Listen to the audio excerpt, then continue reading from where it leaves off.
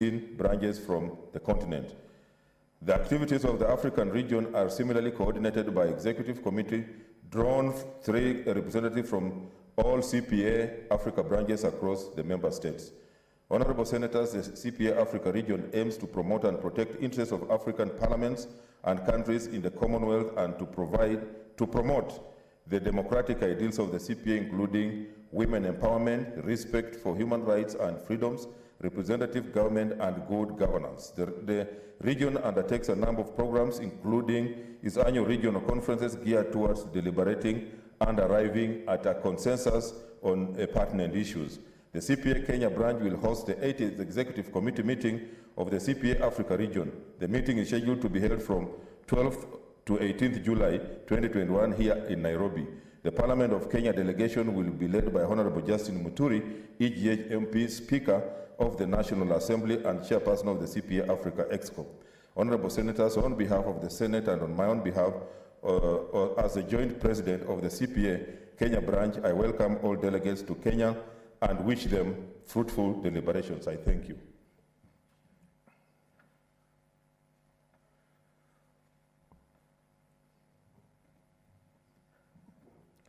Okay, I have another communication.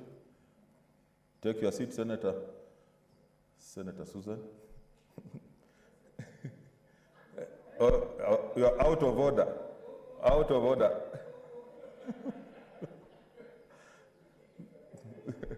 Okay. So, Honorable Senators, as you are aware, on 29th October 2020, the High Court delivered a judgment in Constitutional Petition number 284 of 2019. In the judgment, the High Court issued a number of declarations and issued orders that affected a number of Senate bills pending before both houses. In compliance with the orders, the Senate has republished all bills for which the resolution contemplated pursuant to Article 110(3) could not be demonstrated. You will also recall that the High Court ordered that it is mandatory and a condition precedent by any bill that is published by either house to be subjected to a concurrence process to determine in terms of Article 110(3) of the Constitution whether the bill is special or an ordinary bill. As at now, a total of 58 bills have been published. Out of the 58 bills, 21 are undergoing concurrence pursuant to Article 110(3), 30 are at the second reading stage, and 3 bills are at the Committee of the Whole. 1 bill was referred to the National Assembly, while 3 bills have been ascended to. You will agree with me, Honorable Senators, that we have a heavy workload and therefore under pressure to finish the pending bills within a very limited time to the end of the term of the 12th Parliament. At its meeting held on Tuesday, 6th July 2021, the Senate Business Committee considered a paper on proposal for expediting consideration of Senate bills republished pursuant to High Court judgment in Constitutional Petition number 284 of 2019, and resolved that a meeting be convened to apprise senators on the resultant effect of the judgment and to establish a framework to expedite the legislative business before the Senate. Honorable Senators, in this regard, the Senate leadership has prepared a half-day workshop to be held in Nairobi on Thursday, 15th July 2021 from 8 a.m. to 12:30 p.m. The objective of the event is earlier to deliberate on 1, implementation of the High Court judgment in Constitutional Petition number 284 of 2019, milestones, challenges and opportunities, B, status of legislative business, bills, motions, petitions and statements, C, framework for expediting pending legislative business, and D, the way forward. In view of the urgency and importance of this matter, I urge you to attend the workshop. The details regarding the venue shall be communicated through the Office of the Clerk. I thank you. Next order. Order number 3, messages. Order number 4, petitions. Order number 5, papers. Order number 6, notices of motion. Order number 7, statements. Okay, Senator Beatrice Kwamboka, under standing order number 48-1.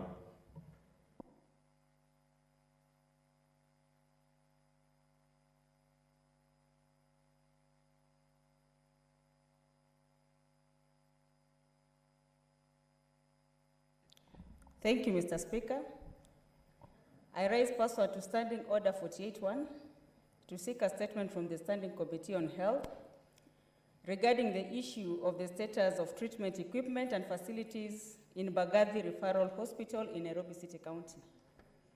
In the statement, the committee should outline the number and condition of computerized tomography, that is CT scan machines, available for patients seeking treatment at the Bagathi Referral Hospital. Number 2, state the amount of medical oxygen available for patients used in the said hospital. Number 3, elaborate on the bed occupancy versus capacity of the hospital's intensive care units. And number 4, explain reasons as to why there are only 2 ventilators, yet the hospital requires 8 and has the requisite space to accommodate the 8 ventilators. Thank you, Mr. Speaker.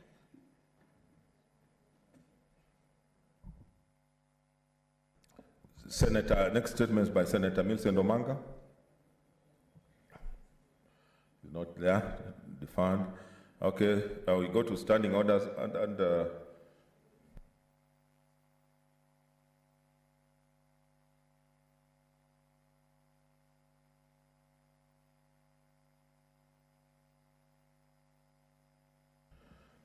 okay.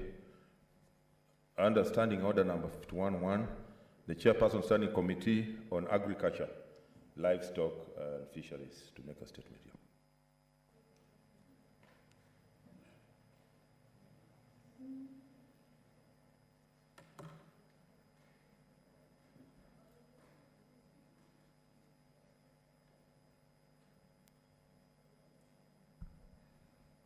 Thank you, Mr. Speaker.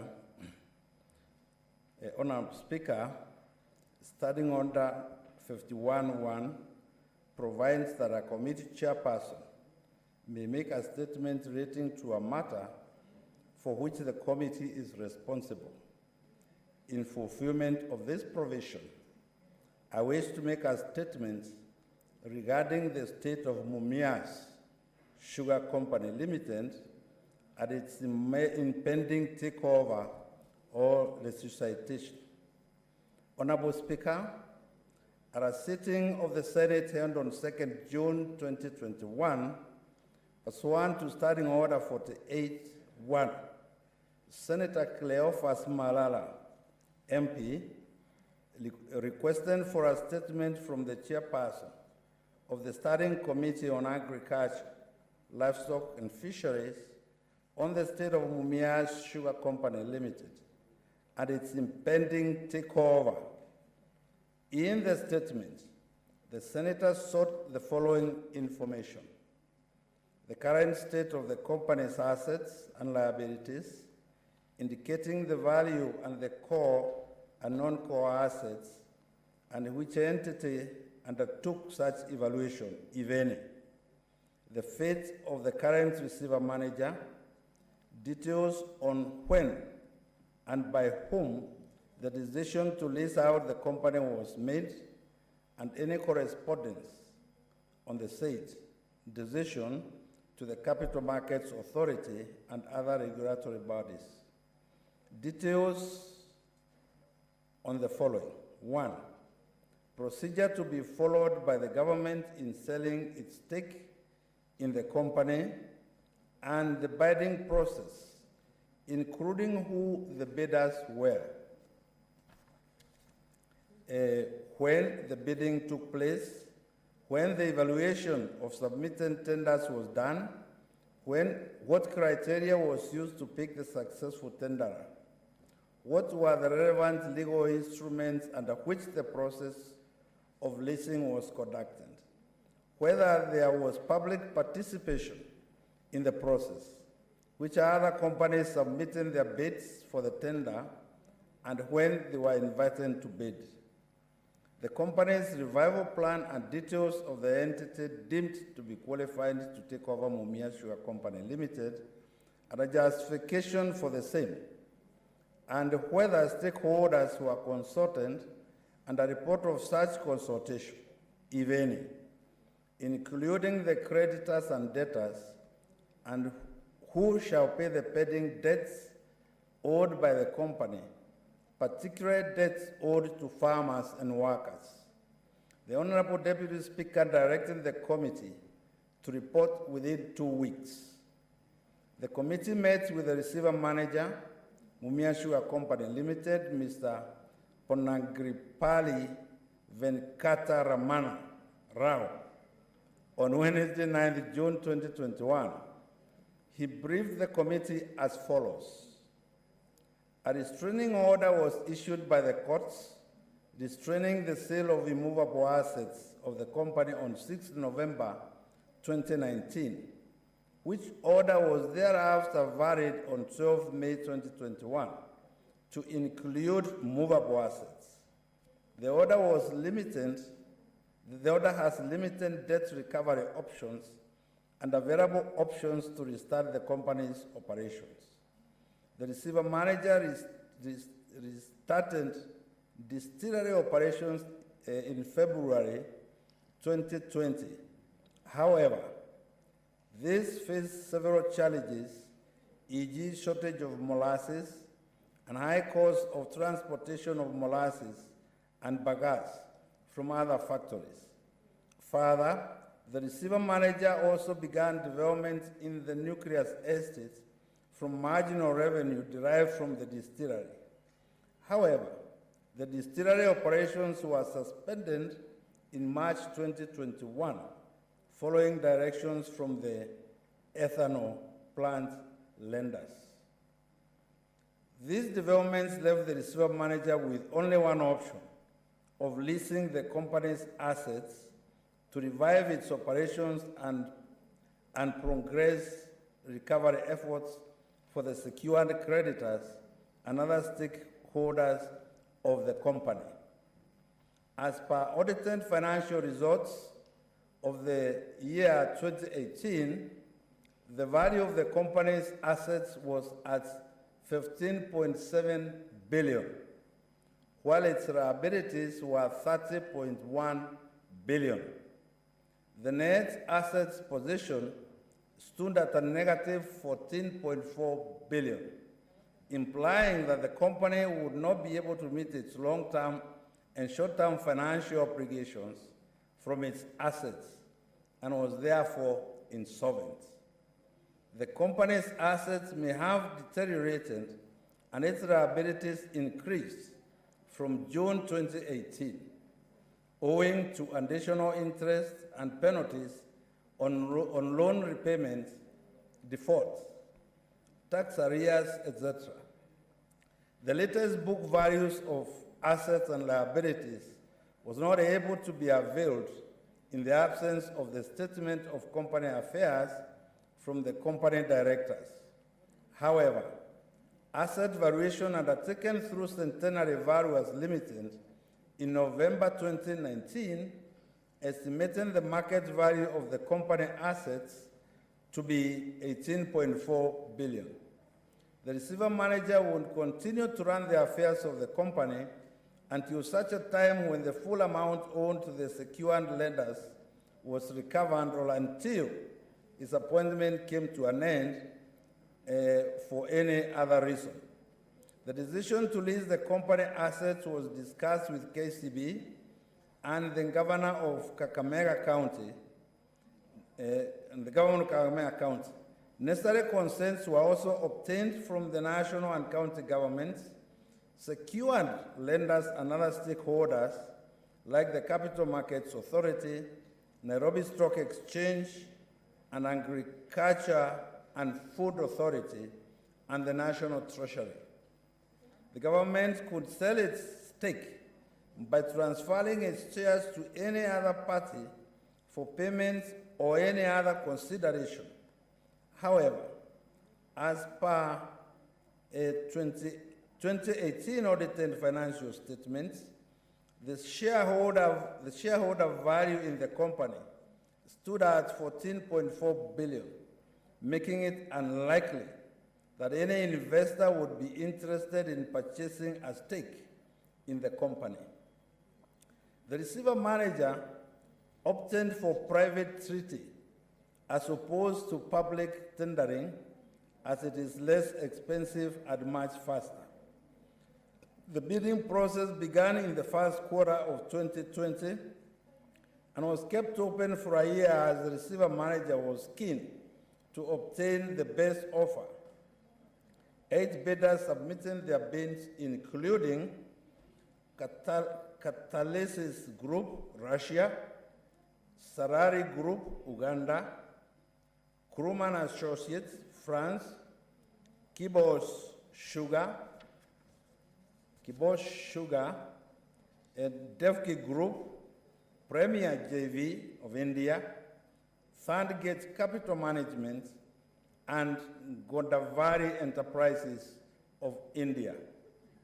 Evaluation of the bids began on 16 April 2021 using the following criteria: technical capability, financial ability to undertake large operations, lease period, initial security deposits, initial moratorium period, lease rent amounts, out of crop period OOC, limited damage and third-party interference, ability to revive the operations, and socioeconomic aspects and community welfare.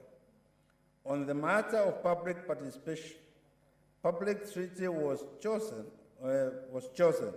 However, the proposed leasing was carried in the media for several months.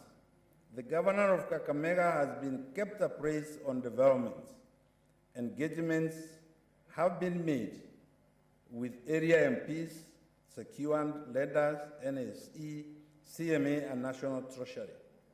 Honorable Speaker, following queries raised by members, the receiver manager made the following clarifications: that there was currently no lease agreement in place for the leasing of Mumias Sugar Company Limited, as the bidding process was ongoing and no bidder had been awarded the bid; that the receiver manager had not advertised for the proposed leasing of the company and instead preferred private treaties which were cheaper, more convenient, and faster than the advertisement process; that the receiver manager was not in receipt of any withdrawal of a bidder, despite media reports that Devki Group had withdrawn its bid; that at the start of the receivership, the company owed 2.6 billion shillings and currently owes 2.765 billion as a result of accrued interest; that a minimum of 3 billion shillings, in the opinion of the receiver manager, would be necessary for investment into the company for its revival. However, no technical evaluation had been carried out, and that there was no conflict of interest on the part of the receiver manager in dealing with Devki Group. Following deliberations and noting the need for transparency and public participation, the committee resolved that the following be undertaken by the receiver manager: 1. Advertisement of the intention to lease Mumias Sugar Company Limited within 2 weeks, and submission of a technical evaluation report for Mumias Sugar Company Limited to the committee. Via a letter dated 23rd June 2021, the receiver manager sought extension of time to end of July 2021 to publish the advertisement and submit the technical evaluation report to the committee. The committee resolved to invite the receiver manager to a meeting to discuss the request and to receive an update on the progress made by his office in implementing the committee resolutions. At a meeting held on Friday, 2nd July 2021, the committee met with the receiver manager, where he gave reasons for his request for extension of time as follows: to prepare detailed bid documents to maintain uniformity of the bids, and to discuss the modalities with all stakeholders before the invitation to international bidding was advertised in local and international media. He further informed the meeting that there were 2 applications before the courts seeking to stop the leasing of the company, which would possibly interfere with the process. Following deliberations, the committee resolved that the receiver manager should advertise the intention to lease Mumias Sugar Company Limited and submit the technical evaluation report by 31st July 2021. The committee further resolved that a follow-up meeting would be held on 6 August 2021. Honorable Speaker, the committee is taking this matter seriously and shall report to the House periodically. I thank you, Honorable Speaker.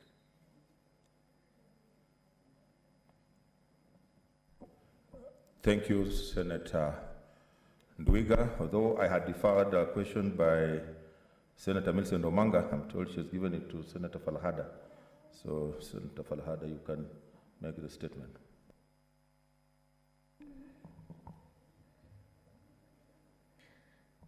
Thank you, Mr. Speaker. On alleged allegation payment of legal fees on outlaw farms by Nairobi City County, Mr. Speaker, I raise pursuant to Standing Order 48-1 to seek a statement from the Standing Committee on Devolution and Intergovernmental Relations regarding the alleged illegal payment of legal fees to outsource law firms by the Nairobi City County. In the statement, the committee should outline reasons for paying only law firms a total of Kenya shilling 795.9 million out of the county's allocation of shillings 2.5 billion meant for the clearance of all pending bills in financial year 2018-2019.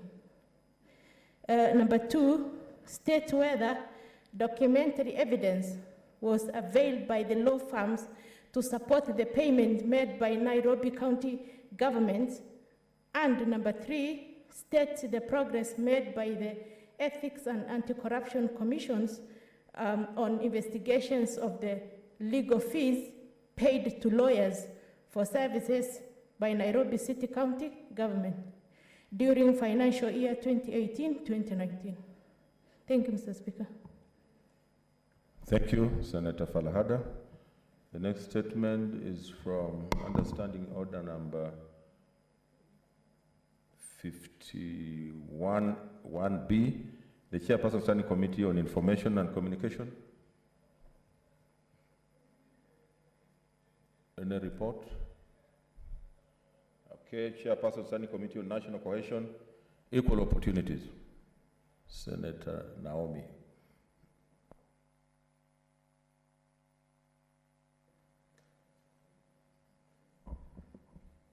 Thank you, Mr. Speaker, sir.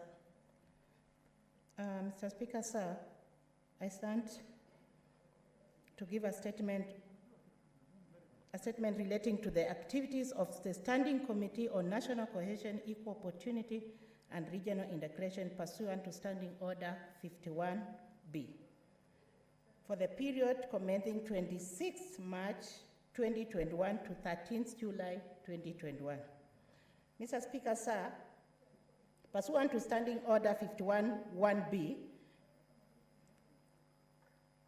to make a statement on the activities of the Standing Committee on National Cohesion, Equal Opportunity and Regional Integration for the period commencing 26 March to 13th July 2021. Honorable Speaker, sir, during the period under review, the committee held a total of 17 committee sittings. Mr. Speaker, sir, the committee considered one statement brought by Senator Honorable Hedrut Musurube on the national government and county government measures to support BWDs during the COVID-19 pandemic. Responses were received from the Ministry of Labor and Social Welfare and from the Council of Governors Technical Committee on Health and Technical Committee on Human Resource, Labor and Social Welfare. The committee concluded consideration of the statement, having received the necessary responses, particularly from the from the Council of Governors on the county government measures. The report on the statement is awaiting consideration by the committee. Honorable Speaker, with regard to bills, the committee is currently undertaking public participation pursuant to the provision of Article 118 of the bills number 19 of the 2021, following the first reading of the bill on Tuesday, 6 July 2021. Mr. Speaker, sir, during the period under review, the committee met the Chief Executive Officer, that's the CEO, of the Kenya Port Authority, KPA, to consider its compliance with the constitutional provision on the representation of ethnic diversity in its staffing. In addition, the committee also held a meeting with the Judicial Service Commission on matters of equal opportunity and inclusivity, as well as access to justice for BWDs. Honorable Speaker, the committee considered matters of inter-ethnic and political conflicts and recommended collaboration strategies to prevent such conflicts, particularly during campaign period, and measures to reduce political tension accelerated through the platforms of churches and the media. Mr. Speaker, sir, during the COVID-19 pandemic, the committee did not undertake scheduled visits to counties diversity affected by conflicts and has programmed county visits to those counties which we shall undertake after reduction of the COVID pandemic.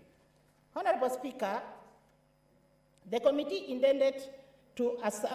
attended to the assumption of the office ceremony of the Secretary General of the East Africa Community and continues to pursue matters of regional integration pursuant to its mandate.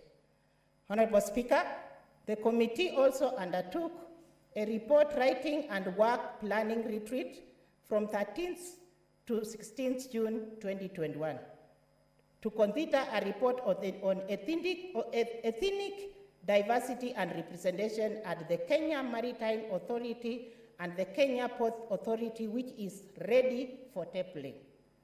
The committee also, Mr. Speaker, adopted its work plan and program activities. Honorable Speaker, the committee intends to carry out the following activities during the next quarter. 1, to undertake county visits in regions affected by conflicts, including Marsabit, Mandera, Isiolo, Wachia County, to address issues of cohesion and county public service diversity that were pended due to the COVID pandemic. 2, to engage, the committee also plans to engage with the various stakeholders relevant to the committee's mandate on matters of equal opportunity and inclusivity, among other issues. 3, the committee also intends to do capacity building on the committee of effective implementation of its mandate.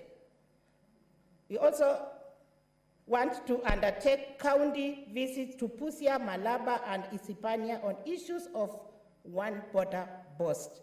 And lastly, the committee also has planned to promote regional integration and undertake visits to the East Africa Community organs and institutions in Tanzania, Uganda, and Rwanda. Thank you, Mr. Speaker, sir. for giving me this opportunity. Senator Gideon Moi, I thought I saw him.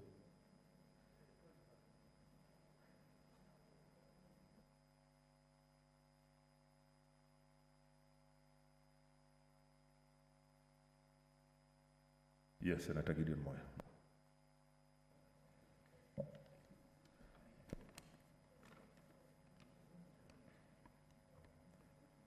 Mr. Speaker, sir, I rise pursuant to Standing Order 51, Section 1B, to make a statement on the activities of the Standing Committee on Information and Technology for the period commencing 9th February to 19th March 2021. Mr. Speaker, sir, during the period under review, our committee held a total of 6 sittings. Mr. Speaker, the membership of the committee changed by resolution of the Senate on 29 January 2020. The committee held an induction retreat from 18th to 20th March 2021 in Mombasa County. The retreat was an opportunity to engage with other stakeholders from government, private, and civil society in the ICT sector, and also served as a working plan retreat for the 5th session of the 12th Parliament. Mr. Speaker, sir, during the retreat, the committee took a closer look at the following projects of the national government with a focus on the points of interface with county governments. A, provision of broadband to schools, which has been undertaken through the School Med program in collaboration with the UNICEF. B, the modernization of the Kenya News Agency, and C, the Studio Mashinani project, a collaboration between the National Broadcaster and the Ministry of Information, Communication and Technology, ICT. It seeks to develop the local creative industry by enabling young people to tap into their natural creative curiosity and effectiveness by taking recording studios to the grassroots level where the majority of talented youths reside.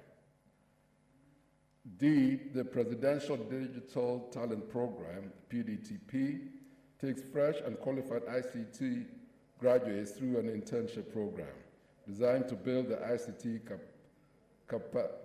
capabilities ready for the ICT market.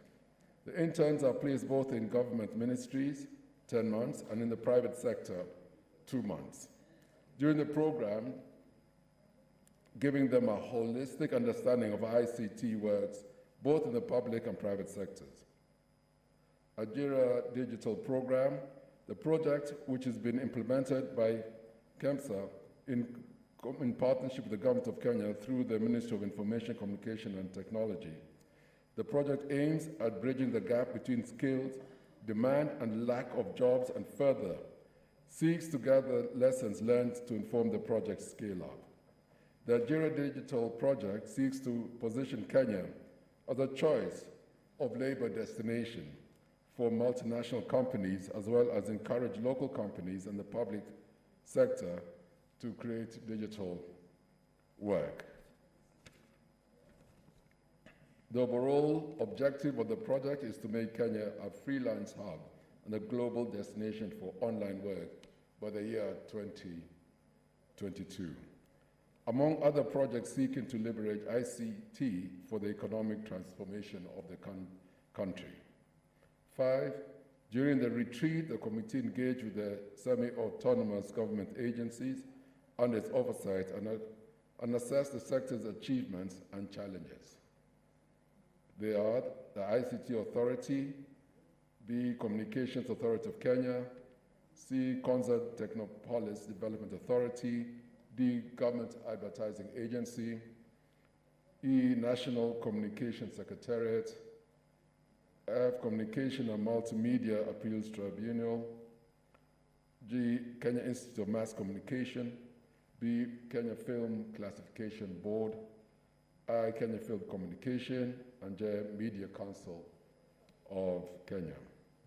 Mr. Speaker, sir, mobile network connectivity that enables a minimum of second-generation 2G internet connectivity across the country has been the primary commitment of the Committee of the 12th Parliament. To this end, the committee held numerous engagements with the Communication Authority of Kenya in 2020 to oversee the rollout of mobile network connectivity to underserved parts of the country using the Universal Service Fund, USF. I'm happy to report that phase 2 of the connectivity initiative is underway. This phase will provide coverage to 101 sub-locations in 18 counties. Moreover, the Communication Authority has set in motion plans to deploy phase 3 of the project that brings the country to full coverage with no Kenya left behind. Mr. Speaker, sir, in Q2 of the calendar year 2021, the committee will be focusing on the following areas. E-education, the committee is conscious of the need for collaborative efforts to build a hybrid educational system in Kenya. It will delve deeper into the various initiatives geared towards e-education, focusing on connectivity to schools throughout consultative meetings with the Ministry of Education and the Ministry of ICT. B, data protection continues to take center stage in emerging discourse. The committee will review the draft data protection regulations that will operationalize the Data Provision Act of 2019. And C, in respect of statements pursuant to Standing Order 47, subsection 1, at the sitting of the Senate held on 23rd March 2021, Senator Samson Cherargei, MP, requested a statement from the chairperson of the Standing Committee of ICT on the status of access to information regulations in the Access of Information Act 2016. I thank you.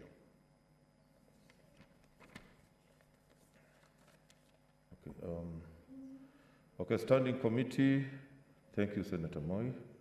Standing Committee on National Security, Defense.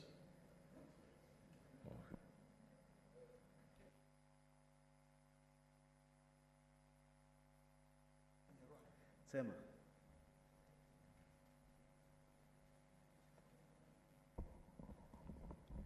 Thank you, Mr. Speaker.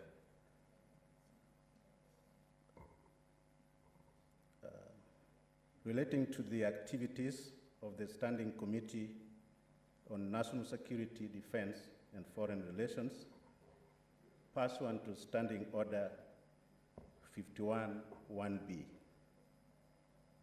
Mr. Speaker, I rise pursuant to Standing Order 51-1B to make a statement on the activities of the Standing Committee on National Security, Defense, and Foreign Relations for the period commencing 1st January to 30th June 2021. Mr. Speaker, during the period under review, the committee held a total of 19 sittings, while 2 were joint sittings with the Standing Committee on Justice, Legal Affairs, and Human Rights on the county boundaries. We had handled 3 bills and 11 statements, and we had only 1 retreat. In respect of the bills, the committee considered the following, Mr. Speaker. 1, a pre-publication stage, the Military Veteran Bill 2021 on Thursday, 4th March 2021, and recommended its publication. 2, the National Flag Emblem and Names Amendment Bill 2020, and 3, the Disaster Risk Management Bill, Senate Bill number 14 of 2021.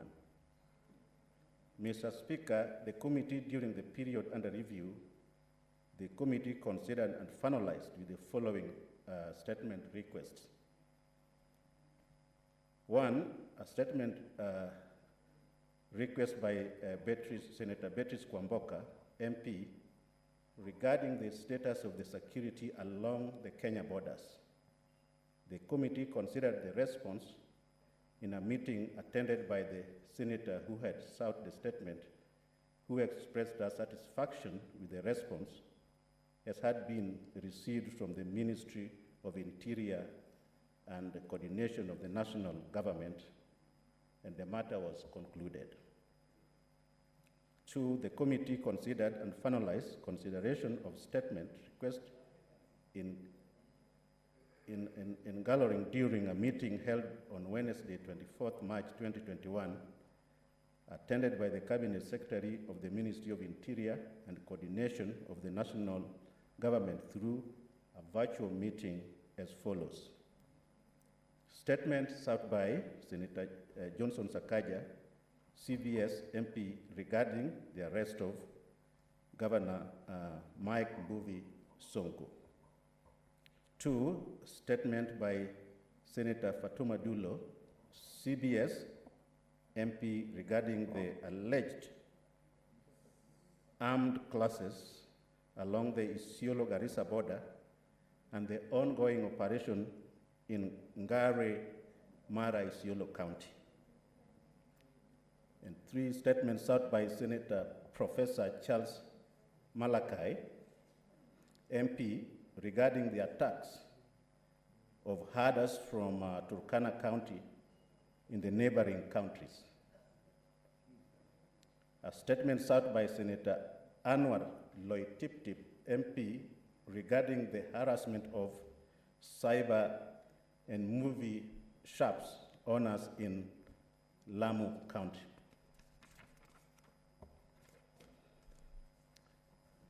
Statement request by the Senator Falhada Deko, MP, regarding rampant police harassment of civilians during enforcement of COVID-19 protocols and guidelines. The statement request by Senator Victor Ringay, MP, regarding the ban of planting of maize in Nasuit Njoro Sub-County, Nakuru County, by the Ministry of Interior and Coordination of National Government. The statement request by Senator Canon Naomi Wako, MP, regarding the state of the security in Marsabit County. Statement request by Senator Naomi Sionga, MP, regarding the death of Ms. Jacqueline Mungure from a stray bullet. Statement request by Senator Stewart Masayo, MP, regarding police officers, the police officers' conduct and the beating of Ms. Kanso Karisa Kalu in Pamba Police Station in Ganse constituency. And lastly, the statement request by Senator Irungu Kangata, MP, regarding the arrest of Senator Susan Kihika and others that occurred in Nakuru on 20th February 2021. In respect of the retreat, the committee participated in a training from 4th to 7th February 2021 in Mombasa on parliamentary diplomacy, and it was facilitated by the Center for Parliamentary Studies and Training, and you were taken through well-researched topics, which included principle of governing and international relations, foreign policy, and diplomacy rules in the procedure of diplomacy, instrument of diplomacy, statecraft, and national interest, diplomatic negotiation skills, diplomatic protocol, and etiquette and documents of diplomacy, and skills of tactics in parliamentary diplomacy, which resonates with the mandate of the committee, and recommended the training to all the committee of the Senate if not Parliament. Mr. Speaker, the committee intends to carry out the following activities during next quarter. 1, hold meetings with the Cabinet Secretary, Ministry of Interior, and coordination of the national government in an effort to address the ravaging abductions and disappearances of members of the public in the various parts of the country, especially in the northern eastern coastal region of Kenya. And 2, hold a meeting with the Cabinet Secretary to deliberate on the perennial mudslide and landslide which occur in various parts of the country during heavy rains, and how they can be mitigated through the National Disaster System of Kenya. The committee has scheduled a retreat in the month of August, jointly with the Standing Committee of Justice, Legal Affairs and Human Rights, in an effort to address the perennial country boundaries disputes. The meeting will be attended by the Cabinet Secretary for Interior and Coordination of the National Government, Cabinet Secretary for Lands, the Chairperson of the National Land Commission, the Chairperson of the Independent Electoral and Boundary Commission, and the Chairperson of the National Cohesion and Integration Commission. And I thank you. Chair, thank you, Senator Kisumu Outa. The Chairperson Standing Committee on Tourism, Trade and Industrialization of Tourism, the statement being delivered by Senator Musuruvi.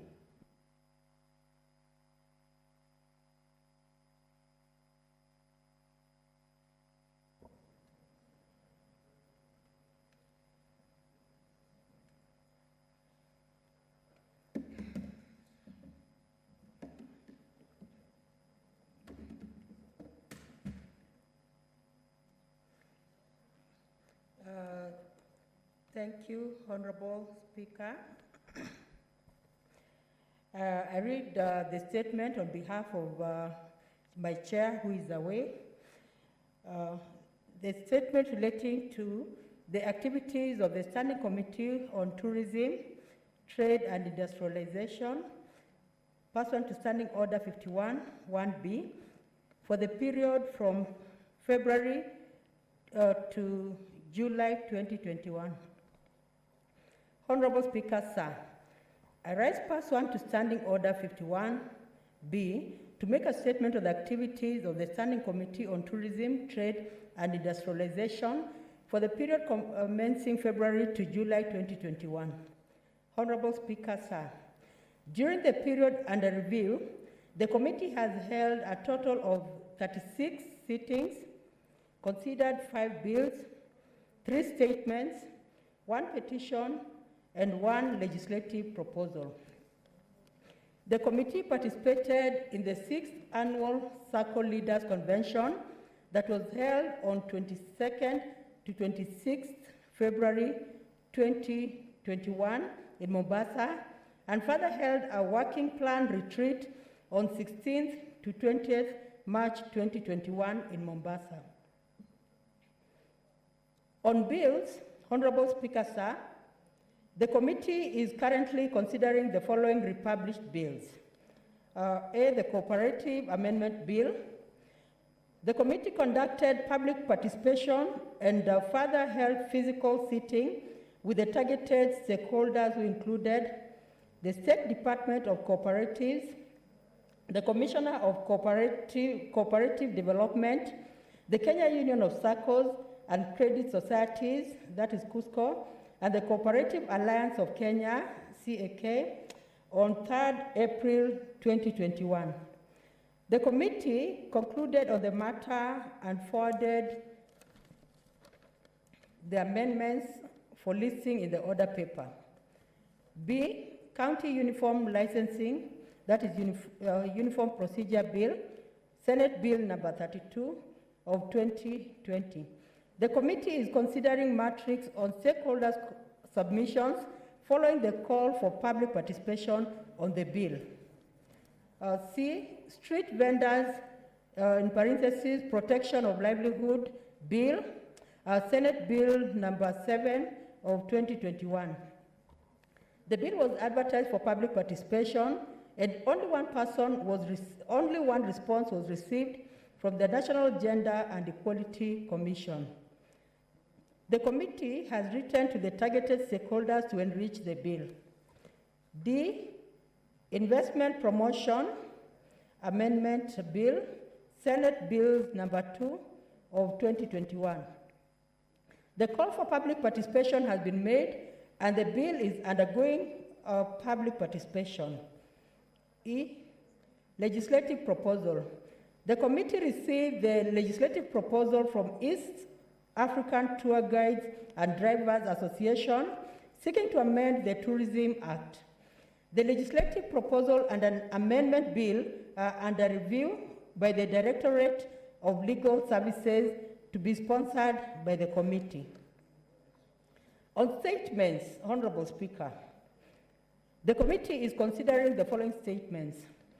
A, status of Pan-African paper mills, currently rye paper, was sought by Senator Petronilla Were, MP.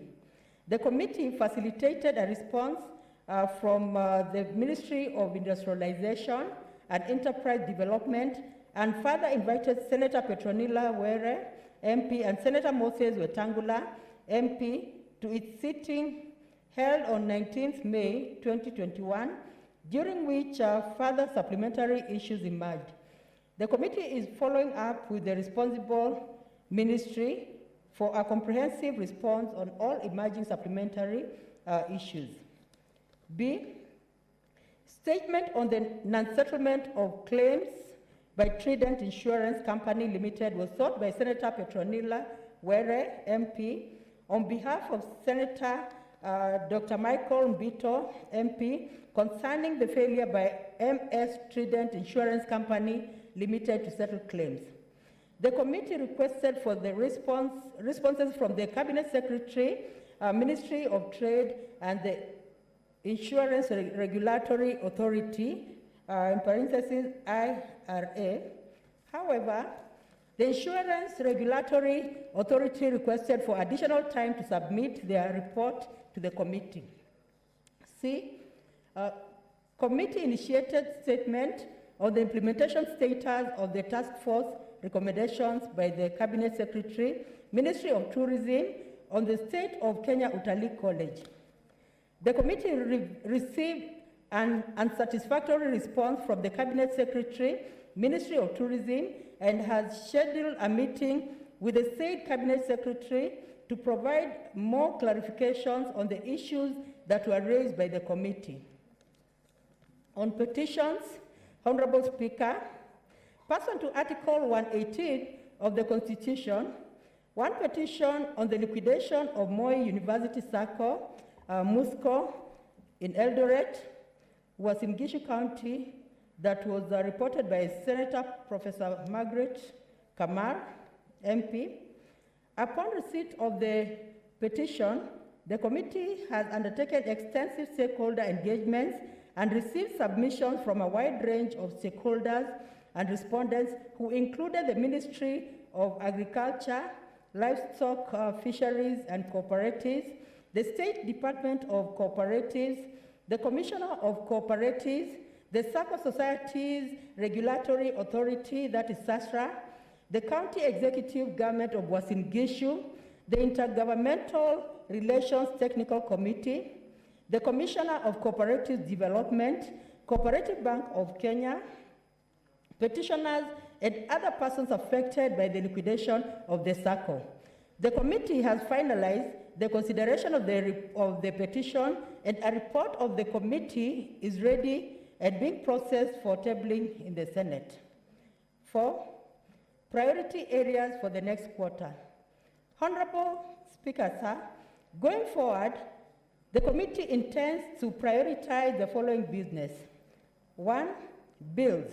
Consideration of the republished bills that had previously been considered by the committee and were affected by the High Court ruling in case number 284 of 2021. 2. Stakeholder engagements. The committee shall prioritize stakeholder engagements with a view to identify specific legislative interventions with regards to key sectors and its mandate on tourism, trade, manufacturing, cooperative and trade agreements, and partnerships between government of Kenya and her regional and global partners. 3. County fact-finding visits.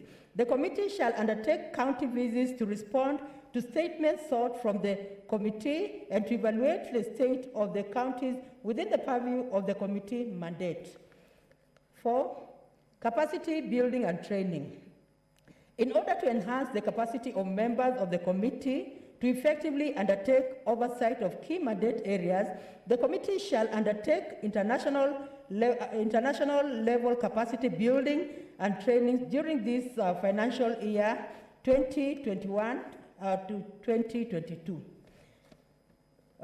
Challenges faced by the committee. Honorable Speaker, sir, during the reporting period, the committee identified the urgency to review the standing orders of the Senate in order to align the mandate areas with interrelated sectors. Specifically, the committee sought the intervention of the House leadership to assign the tourism together with the wildlife function. This will facilitate the efficient and effective consideration of all statements sought from the committee relating to tourism and wildlife, noting that the two sectors are interdependent and intertwined. Currently, the two mandate areas are within the purview of two different committees. Thank you, Honorable Speaker, and that is our report. Thank you, Senator Musuruve. The next one is Chairperson Standing Committee on Roads, Transport. Yes, Senator Harugura.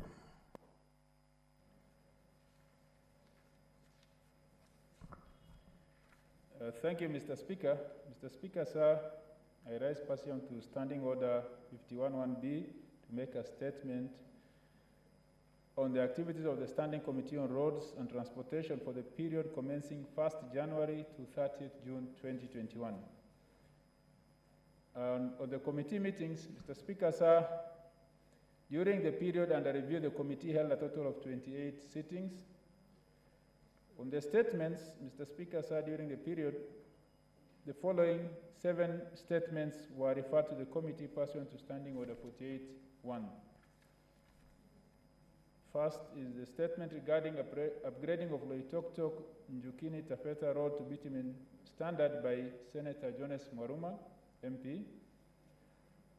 2, statement on the refusal by the government of Kenya to approve the application by the Emirates Airlines to increase the passenger flights on the Dubai-Nairobi route by Senator Mutula Kilonzo Jr. MP.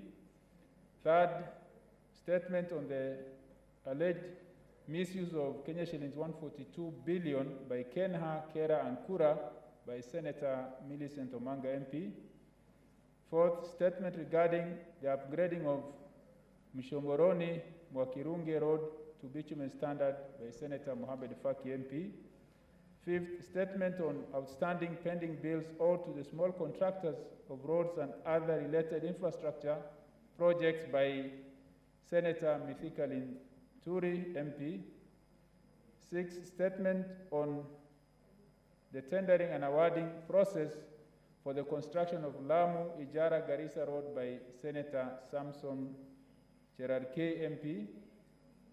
And 7th, statement regarding the seeking of Kenya shillings 14 billion by Kenya Airways as a refund for unused tickets following the cancellation of flights occasioned by the advent of COVID-19 by Senator Samson Cherarkei MP. Mr. Speaker, sir, the committee also considered a statement pursuant to Standing Order 47(1) by Senator Fred Outa MP regarding demolition of properties and evictions in Kisumu County. On petitions, the first is on eviction and demolition of Buxton Estate. Mr. Speaker, sir, a petition by residents of Buxton Estate in regard to their eviction from and demolition of Buxton Estate Mombasa was referred to the committee, and the matter is being addressed by the committee. The committee has engaged the petitioners, and the matter is ongoing with a scheduled visit to the site and meeting with the county government of Mombasa and the developer of the redevelopment project. Second, petition concerning access to title deeds for properties bought by Jamii Bora Estate, Kisaju, Kajiado County. Mr. Speaker, sir, the committee is in the process of engaging petitioners and stakeholders in regard to the petition concerning access to title deeds for properties bought at Jamii Bora Estate, Kisaju, Kajiado County. Mr. Speaker, sir, on challenges, Mr. Speaker, sir, the committee considered the budget policy statement for the financial year 2021-2022 and observed that the conditional grant on the roads maintenance levy fund was appropriated as equitable share to the counties. This policy shift has tremendous risk and challenges on maintenance of roads and associated infrastructure, since there is no guarantee that the counties will appropriate similar funds as has been previously allocated to them regarding to repair and maintain the road network. Lastly, on recommendations, the committee proposes to engage the Ministry of Transport, Infrastructure, Housing, Urban Development and Public Works on proposed policy intervention to ensure that the road network in the counties is adequately maintained. Thank you, Mr. Speaker.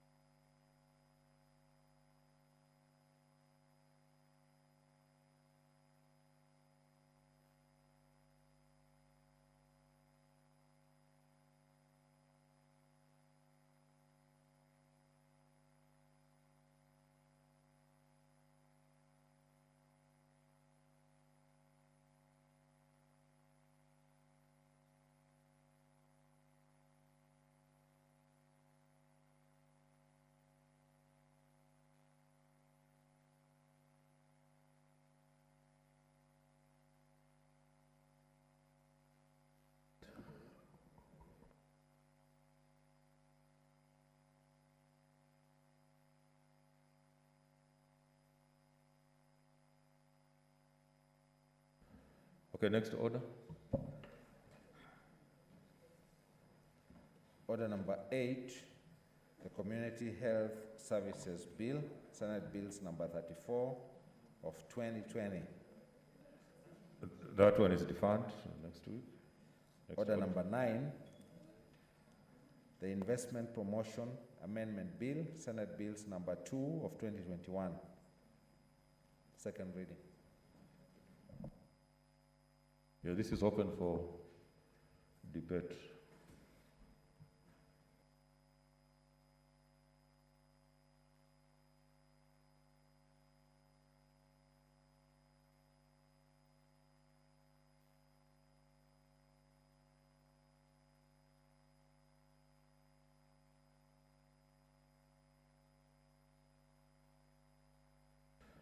Okay, Honorable Senators, we are on order number 9, the Investment Promotion Amendment Bill, Senate Bills number 2 of 2021. It was a resumption of debate, but I don't see any interest. So,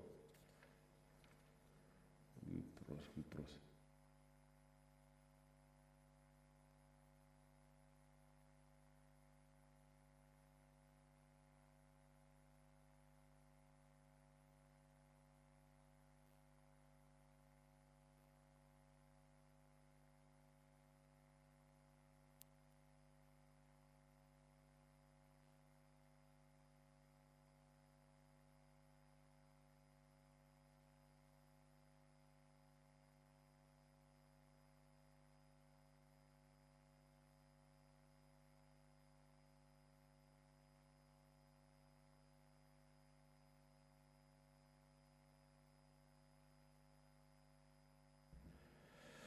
Since there is no interest, it's set for division, so we will also divide and wait for the division. Next order. Order number 10, the Parliamentary Powers and Privileges Amendment Bill, Senate Bills number 33 of 2020, second reading.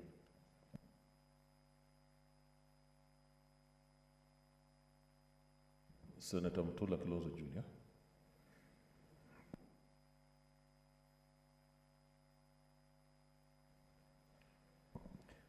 Thank you, Speaker.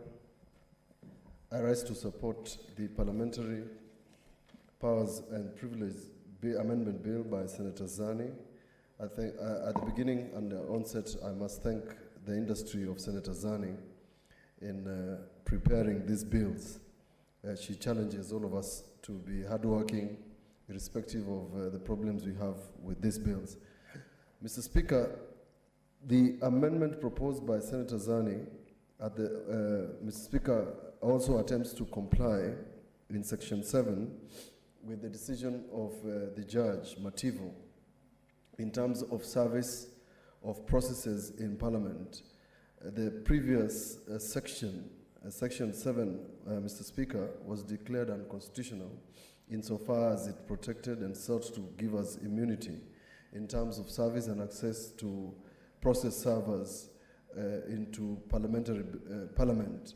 Mr. Speaker, therefore, for those who violate the law and are subject to court process, Mr. Speaker, the process servers will have access to Parliament to serve any processes that are necessary. The second part interests me a lot, Madam Speaker. Senator Zani seeks to get the decisions and resolutions of this House complied with and reports sent back to the Parliament with regard to resolutions we have made. Mr. Speaker, Madam Speaker, there is, I remember, a petition drafted by one of us which seeks to get the implementation committee back as one of the committees of Parliament. Madam Speaker, the purpose of that committee is to follow up on resolutions of the Senate insofar as the executive is concerned, judiciary and other arms of government or other organs of state. Madam Speaker, this is actually the solution. The solution is to get a report through an act of Parliament as opposed to a committee. Madam Speaker, as we speak, even after making determinations on the Solidum tragedy, we have never received responses from the respective organs of government. Madam Speaker, CPIC sits every day to make resolutions. We never receive responses from the respective organs of government in terms of the resolutions we have made. This is a solution. In fact, some time back, after visiting the Senate of Australia, some of us are of the view that we should include in Parliamentary Privileges Act, Madam Speaker, something we call contempt of parliament. Contempt of parliament is where a resolution is made to a respective cabinet secretary and that cabinet secretary does not respond, or that cabinet secretary, Madam Speaker, does not seek to implement the resolution of the Senate. Now, if an order is issued by a court, and this is the answer to what Senator Zani is trying to resolve, if the Constitution, where the Constitution says under Article 125, Madam Speaker, that we are a high court, we should have powers to jail. We should have powers, Madam Speaker, to declare contempt where contempt has been found. The former president of South Africa, Jacob Zuma, is now serving term for contempt of court. If we act as a court, we must have the power to have contempt. And it is through the resolutions of the Senate that we can find cabinet secretaries or respective organs of government to have violated our resolutions. We appreciate the work that the clerk is doing. We appreciate the reminders he is doing to cabinet secretaries and arms of government in respect to our resolutions, but I'm afraid they are not effective or powerful enough to find action points. Part of the reason we were supporting having cabinet secretaries in Parliament was because some of these problems we are having today would be solved if cabinet secretaries were sitting as elected leaders and some of them sitting in Parliament, because then we would question them on the floor. They would answer to Kenyans on the floor. But cabinet secretaries in this current government are so busy for Parliament that when we call them, they have something more important than to answer to the people who elected us on respective matters that we have asked. And so, Madam Speaker, as I support this amendment, let me reiterate that this is part of the amendments that was done a long time ago and suffered the fate of Civil Appeal number 284, petition number 284 of 2019 that we filed in court. And I hope that this matter, now that it has concurrence of the Speaker of the National Assembly, it will see the light of day when it goes to the our sister house, the National Assembly. So, Madam Speaker, this falls squarely, this amendment, and particularly 23B, 23C, 23D, and E, falls squarely under the things that we have been asking for in terms of making sure that our resolutions are not just pieces of paper, are resolutions that can be acted upon by whoever it is we have issued a recommendation against. I support. Thank you. Thank you, Senator. Senator Wambua Enoch.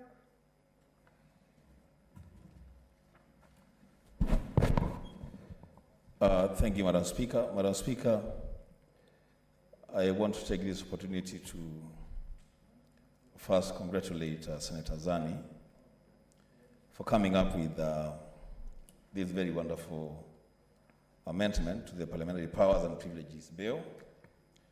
Madam Speaker, before I even get to the subject matter of the bill, it shall be remembered that last week, this House, Madam Speaker, took some time to talk about issues of action or inaction in as far as resolutions and recommendations by this House are concerned to relevant government officials in the executive. Madam Speaker, I want to say that this bill provides a broad answer to that question. The question of whether a House of Parliament in the Republic of Kenya can legislate or make resolutions in vain. Now, Speaker, what this bill for me does is that it does two very, very important things. That it makes it mandatory that once a resolution is made by any House of Parliament, that resolution must be directed to a specific officer within a given period of time, within 7 days. So that is not even open-ended. Within 7 days, a responsible officer must receive a resolution of either the Senate or the National Assembly. But, Speaker, the second thing that this bill does, and really makes me very happy, is that it puts an obligation on the officer to do two things. One, to give status reports to the relevant committee and the House that has made a resolution on the implementation of the said resolution. And secondly, it imposes a fine and a jail term for breach of the provisions of the bill. Madam Speaker, I think if there's a bill that we need to fast track, then this is that bill. Madam Speaker, last week as we discussed issues of implementation of resolutions of the Senate, there was a lot of debate, heated debate, and contributions from members seeking to have the implementation committee returned to the House to follow up on resolutions.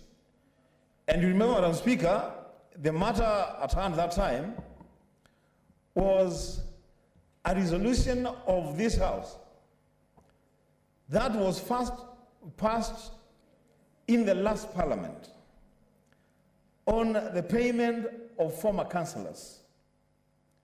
And, Madam Speaker, the term of the last Parliament elapsed.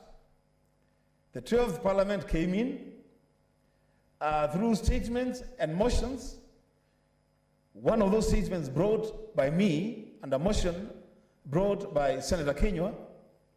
This House resolved that the former councillors should be paid a one-off honorarium and a monthly stipend. Madam Speaker, that resolution is lying somewhere in the shelves of government offices. It is my hope, Madam Speaker, that once this bill goes through, then certain things like those ones, like the payments for councillors, shall be resolved immediately, maybe even backdated, to ensure that people get justice. And it's not just about councillors alone. It is about almost everything that we do in this House. We have passed a lot of resolutions. We have made a lot of decisions through bills, through motions, through statements, petitions. But, Madam Speaker, the recommendations have just been made to gather dust in shelves of government offices. And Senator Mutula Kilonzo Jr. has mentioned the issue of Solai Dam, where very strict recommendations were made. But today, it's just another story. Nothing has happened. I hope that by passing this bill, Madam Speaker, then justice will be served to Kenyans, and that people in government offices, especially the executive, will begin to take the work of Parliament a lot more seriously. Madam Speaker, with those few remarks, I support. Thank you, Senator. Senator Hargura Kodana. Thank you, Madam Speaker, for giving me this opportunity. I'd like to thank Senator Sani for coming up with these important amendments to the Parliamentary Powers and Privileges Act. Madam Speaker, for some time as committees we have been making recommendations, especially sitting in CPIC. Sometimes we even ask government organizations like EACC to take up some issues, DCI to do investigations in our reports which we table in this House, but it ends there. So I support this amendment because it gives very clear procedure, very clear timelines. Sometimes we can make that recommendation here, but because there is nothing, even mandating the clerk to communicate to the officers, then it might even be lying within Senate. It may not even have left here. But now it's very clear that the clerks of the relevant House have to write to the relevant officer within 7 days of that report being adopted by the House. And from there, then, the officer who is required to act needs to act within the time stipulated in the standing orders. We need to look at the standing orders. Does it give that stipulation? Because the amendment talks of within the time stipulated in the standing orders. Do we have those timelines in the standing orders where the public officers are supposed to reply back to the parliamentary committees? We need to check that. Then it's very clear that the officer has to give a report within that time, a progress report on what actions have been taken, and if no action, then why, the reason for the inaction, what are the challenges they have, so that the committee, the relevant committee, have to understand. And in the event that the officer just refuses to obey the law, then it also very clearly states the failure to comply, that there are consequences, a fine of not exceeding 500,000 or a term not exceeding, jail term not exceeding 6 months. It makes it very clear that the officers will be responsible as individuals when they don't take parliamentary work seriously. I support and I hope that this bill goes through and it becomes an act, then we can rely on it to enforce most of these decisions which we make here, which are supposed to be implemented by government officers. Thank you, Madam Speaker. Thank you, Senator Kura. Senator Cheruyot, Aaron Gipurui. Thank you, Madam Speaker, for giving me this chance to make my contribution to this bill. The Parliamentary Powers and Privileges Act, Amendment Bill of 2020, a bill by our colleague, Senator Dr. Agnes Zani. Madam Speaker, this is a very progressive bill for those of us who are lovers of a progressive parliament and will wish to see parliament secure its place in our democracy, especially given the place of pride that Kenyans allocated parliament in the 2010 Constitution. Madam Speaker, if you read through this bill, and it's a very brief bill, Madam Speaker, which anyone can read through and understand what Senator Dr. Agnes Zani wants to achieve, and I believe all of us should support her in achieving this, then, Madam Speaker, you'll realize that indeed longevity has its place in terms of growth as a parliamentarian. It is only somebody who's been in this parliament for the kind of period that Dr. Zani has been who begins to ask themselves, what is the place of parliament in terms of the resolutions, the bills of parliament? You know, it's not for lack of good laws, Madam Speaker, that Kenya, for example, is where it is. But our weakness, our Waterloo as a republic has been found to be in the space of either implementation or follow through on what has been agreed upon. This is a proper follow through, Madam Speaker, trying to ensure that when a House passes a resolution, that when an act of parliament, when a bill of parliament has been secured into an act and promulgated into one, Madam Speaker, that then it achieves the purpose for which it was intended to, Madam Speaker. As things stand today, you can name so many brilliant reports that we have done as a Senate. But unfortunately, Madam Speaker, once the House adopts, either as has been proposed, or even sometimes as might be the case with amendments, Madam Speaker, that becomes the end of that particular report. And it is often quoted. Yet, a parliamentary report, a resolution of this House, is actually a constitutional, not even a statutory provision. It's a constitutional provision. Because that is what our Constitution expects of us. That immediately a House resolves, then it is considered to be the law of the land. I do not believe, Madam Speaker, that it was the thoughts of the crafters of our Constitution that that force of law is only in acts of parliament. That even in resolutions of reports of committees, that even when a member rises to seek a statement and the Speaker gives direction and the House agrees with the Speaker, then it has the force of law. Unfortunately, Madam Speaker, due to the loophole that is now being sealed by our colleague, Senator Dr. Agnes Zani, many things have not been resolved as Parliament will have wished. And I can quote many reports that we know when a particular matter came up, any particular sector. Madam Speaker, in fact, I was struggling when I was reading this particular bill to think of any sector in this country that currently is faced with various challenges for which Parliament has not spent taxpayers' money to either investigate and come up with a report. But where are those reports? What is the implementation status, Madam Speaker? It is until you set up an office such as the one that is being proposed in this particular bill, Madam Speaker, that you will have somebody that you can hold responsible and charge them with that particular responsibility and say, it is your duty to ensure, for example, that once we passed a law, once we passed a resolution as a House on a particular matter, once a committee report has indicted, say, a particular officer, within 7 days, as is being proposed in this particular bill, that particular person is informed and they know this is what Parliament expects them to do.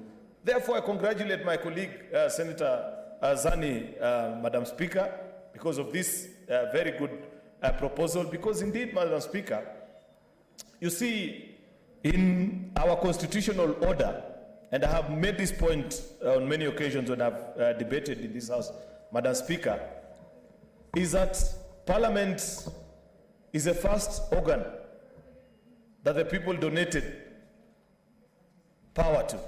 And as an institution, it is open to interpretation and debate out there of how much we have exercised that power.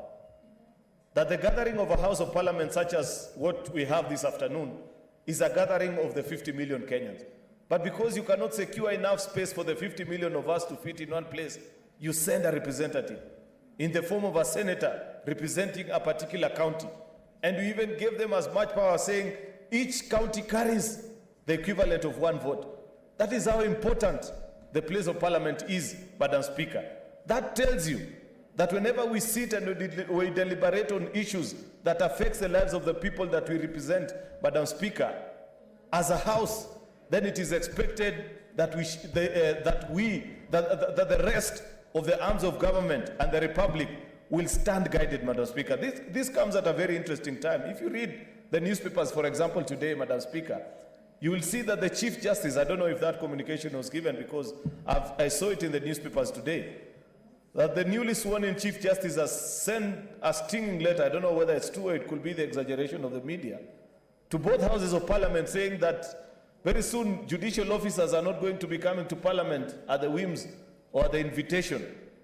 I'd wish to read that letter, Madam Speaker, because I don't want to rely on newspaper articles alone.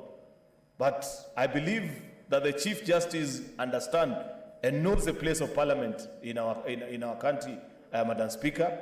She knows what is expected each time a public officer is summoned. In fact, I dare say that to the workers or to the public officers who serve in the judiciary, they should treat whatever advice or whatever discussions that may have arisen out of that letter, but understand that culpability is individual. I do not think it is institutional. If, for example, there's an audit query on you as a public officer and you've been invited before a House of Parliament, I do not foresee a situation where an institution can direct a particular individual and say, you cannot appear before the House of Parliament. Because eventually, if that committee moves on and writes the report and the House adopts it, then to turn on or to change whatever recommendations they'll have made will not be an easy task, Madam Speaker. Of course, as the arms of as the three arms of government, the Constitution is a constitutional doctrine that we are supposed to work in consultations and with good cooperation, the way we have always done. I believe we have invited many members of executive. Sometimes you find on one occasions where they've been invited to appear before two committees at the same time, or even before both houses at the same times. But it suffices when you send an invite because it shows goodwill, it shows cooperation, it shows that you respect the place of Parliament in our democracy, that you understand that when Parliament has made a resolution on a particular matter, that is the agreed or the general position of the people of Kenya on a particular issue. Therefore, Madam Speaker, I do wish to propose that once we are done with this particular bill and it has gone through the normal procedures and processes of Parliament, that it quickly becomes part of our laws, and it will be good to give it a test with the many resolutions that this Senate will pass on account of various public officers, such as the directions that have been given on key national issues, Madam Speaker, which unfortunately nobody has had the time to follow through. And you understand how, as members of Parliament, you have got to balance between your work, the work that you do here in Parliament, and what you have to do in the constituency. And so many things end up slipping through despite what we have said. It is my sincere hope, Madam Speaker, that once this particular bill becomes law, then that will become a thing of the past. Therefore, I congratulate our colleague, Senator Dr. Zani, for thinking this through and give it my 100% support, because it will give the proper place of Parliament in our democracy once it's enforced. Thank you, Madam Speaker.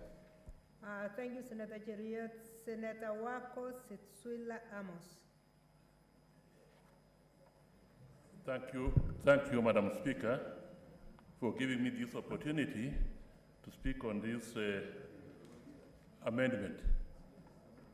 Madam Speaker, first let me congratulate Senator Agnes Zani for having brought this amendment.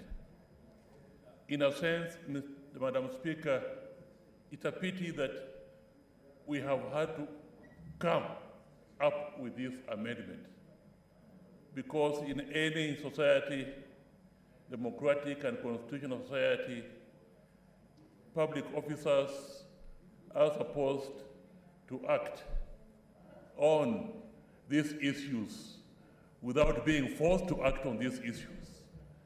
It should really be part of fair administration, part of constitutionalism for a public officer to act in good faith on the resolutions passed by Parliament. There's no need, really, where that is happening, to go in the detail that he must, otherwise you suffer a penalty. Otherwise, you have committed an offense. And that's why, as I congratulate Zani, I'm also sad that we have come to this stage. These are matters which we ought not to have come to this stage.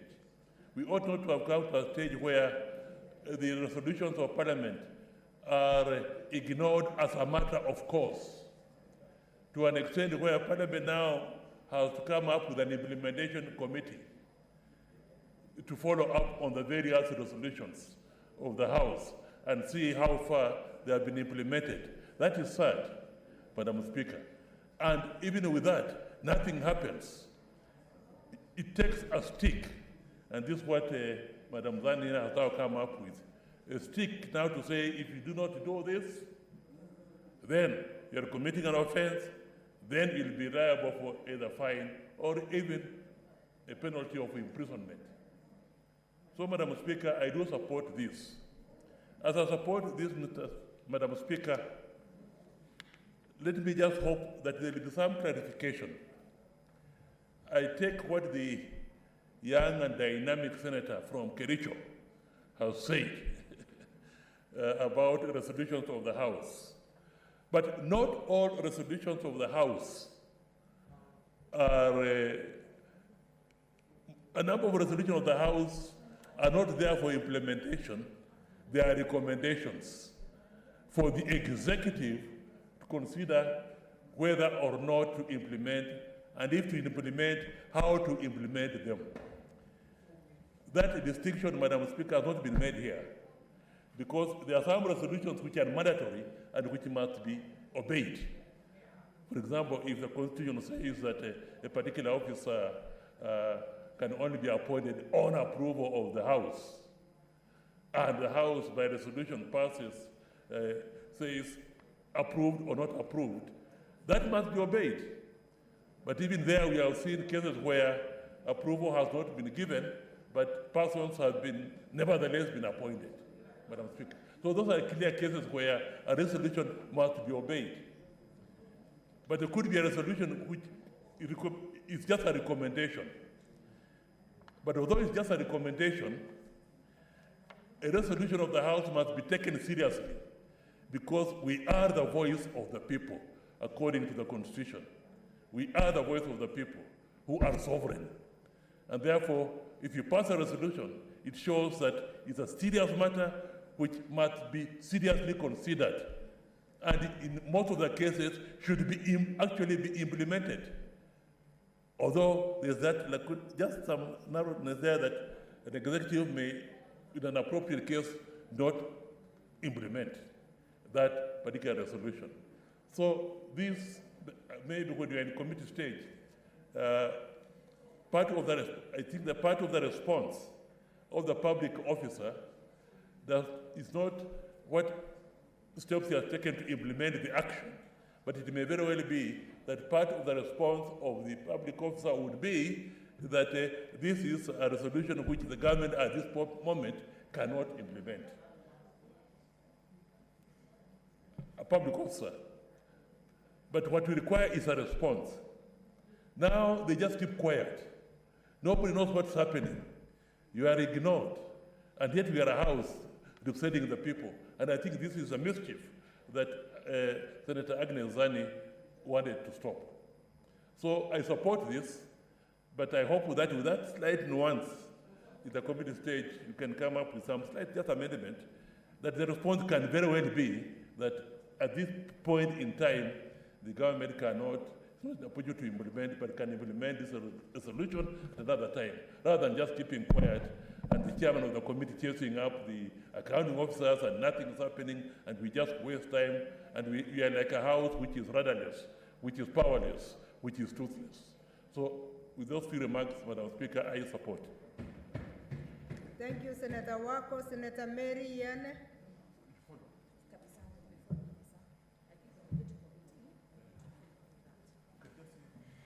Thank you, Madam Speaker, for also giving me a chance to add my voice on this very important bill. And from the onset, I want to congratulate Senator Dr. Zani for this very timely bill. Madam Speaker, Parliament, through committees, do quite a lot of work. Parliament investigates and gets good reports, and they also write very nice resolutions, which at the end of the day, they are not implemented. So this bill, if it goes through, will be able to force institutions, parastatals, independent institutions and commissions. They will force them to be able to write reports and report back the implementation of resolutions that are done through parliamentary committees. Madam Speaker, quite a lot of reports and petitions are concluded in the House, but quite a number of them are not implemented. I remember one time when I was in the Energy Committee, we had a report and some resolutions that we wrote about oil spillage in Kiboko, Makueni. We did very nice resolutions, and up to today, quite a number of those resolutions that we wrote to help the community have not been implemented to date. And therefore, this bill, this amendment, will be able to help Parliament to be able to oversight the work that they have done. They will be able to follow up what has been done to the community, what has been done to different persons and different organizations that bring their petitions here. And it will also save taxpayers' money that we use in Parliament to sit down and do reports and do resolutions that are later on not implemented. So I therefore say that this is a timely bill. If it goes through, this will be a good measure to be able to help Parliament in terms of the implementation. Madam Speaker, this bill also seeks to give penalty for failure to report to Parliament on the resolutions of different reports. I think this will also help us to be able to call to accountability different government institutions and different commissions, and it will also be another avenue to also help us even to take into account what has been done and what has not been done and what needs to be done, so that we are able to address those gaps within the implementation of parliamentary resolutions. I therefore support this bill, and I also want to pray that it will be passed in the National Assembly so that it can be able to help Parliament in terms of oversight. Thank you. Thank you, Senator. Senator Inima Ketrut Musuruve.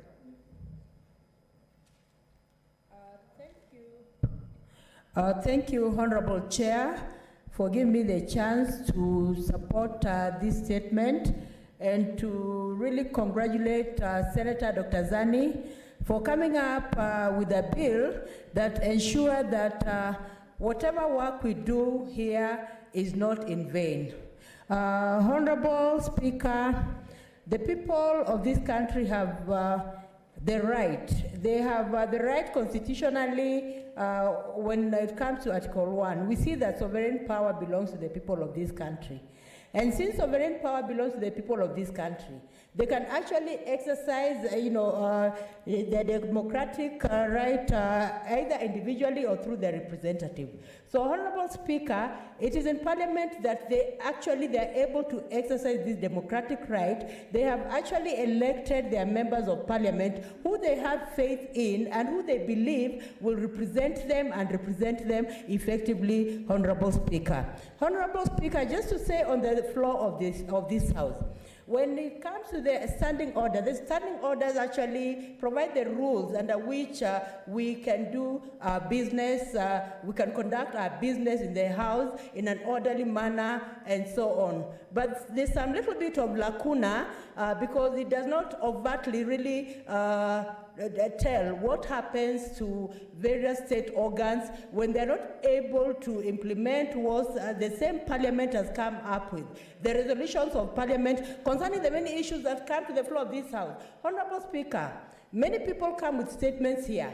Many people come with petitions here, and we deliberate on the floor of this House, Honorable Speaker. And sometimes, and many times even, we see chairs, coming, giving reports on what we have agreed on, Honorable Speaker. But when it comes to resolutions, affecting the resolutions of what Parliament has said, it becomes really an issue. So that is the lacuna that this bill is addressing. And I want to thank Senator Dr. Zani for thinking through this, because our work should not be in vain, Honorable Speaker. If a CS or of any ministry is actually given reports of what we have come up with, the CS should ensure that he is implementing the reports, Honorable Speaker, because we are not implementers, we are legislators, we make laws, and we are able to deliberate on issues that should actually find favor in the various offices, especially in the executives. In the executive officers, Honorable Speaker. Honorable Speaker, when it comes to even giving responses, there should be an orderly way, a structure that ensures that the CSS or the government ministries are, working on the reports from Parliament. Because this is our mandate, and people have faith in Parliament to resolve their issues, whatever issue that is at hand. So, Honorable Speaker, I thank Dr. Zani, Senator Zani, because this bill, when it eventually becomes law, will ensure that whatever Parliament deliberates on, it is, action has been arrived. And if no action is arrived, Honorable Speaker, it means that even the state officers will actually be, will be made to answer. Because according to this bill, an officer is supposed to be assigned to deal with these issues. And if an officer is assigned, if he gets a pay end month, he needs to do a good job for the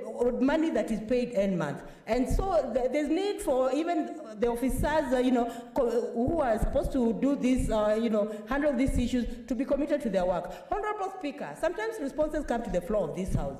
And I'm sorry to say that some responses we get are just like desk responses. Like someone has just sat in his office and decided, I'm going to communicate this, and this is the report that will go, the answer that will go. Or maybe sometimes it is just like, a coffee response, where people have met over a cup of coffee and decided we have received this information and we're giving a response.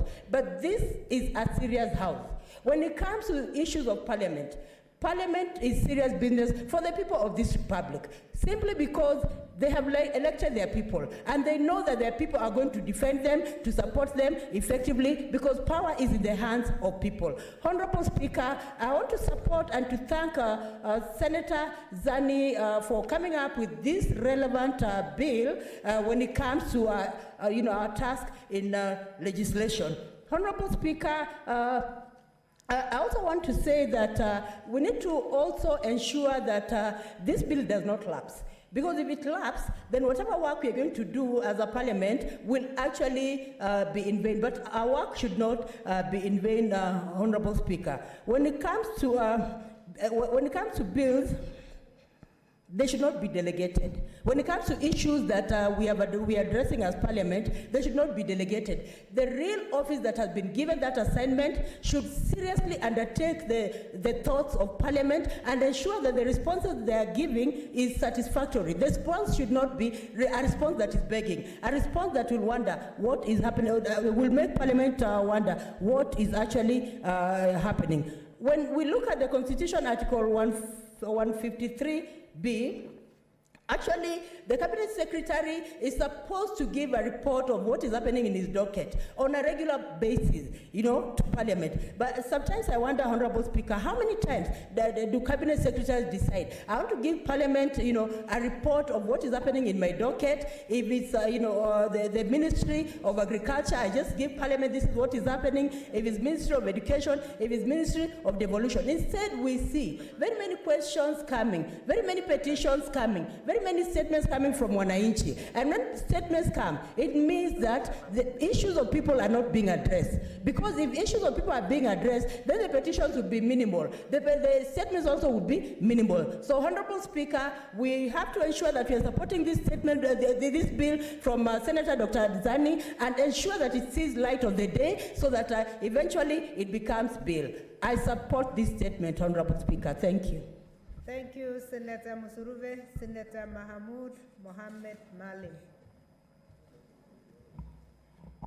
Thank you very much, Madam Speaker. Let me also join my colleagues in congratulating Senator Dr. Zani for introducing this bill.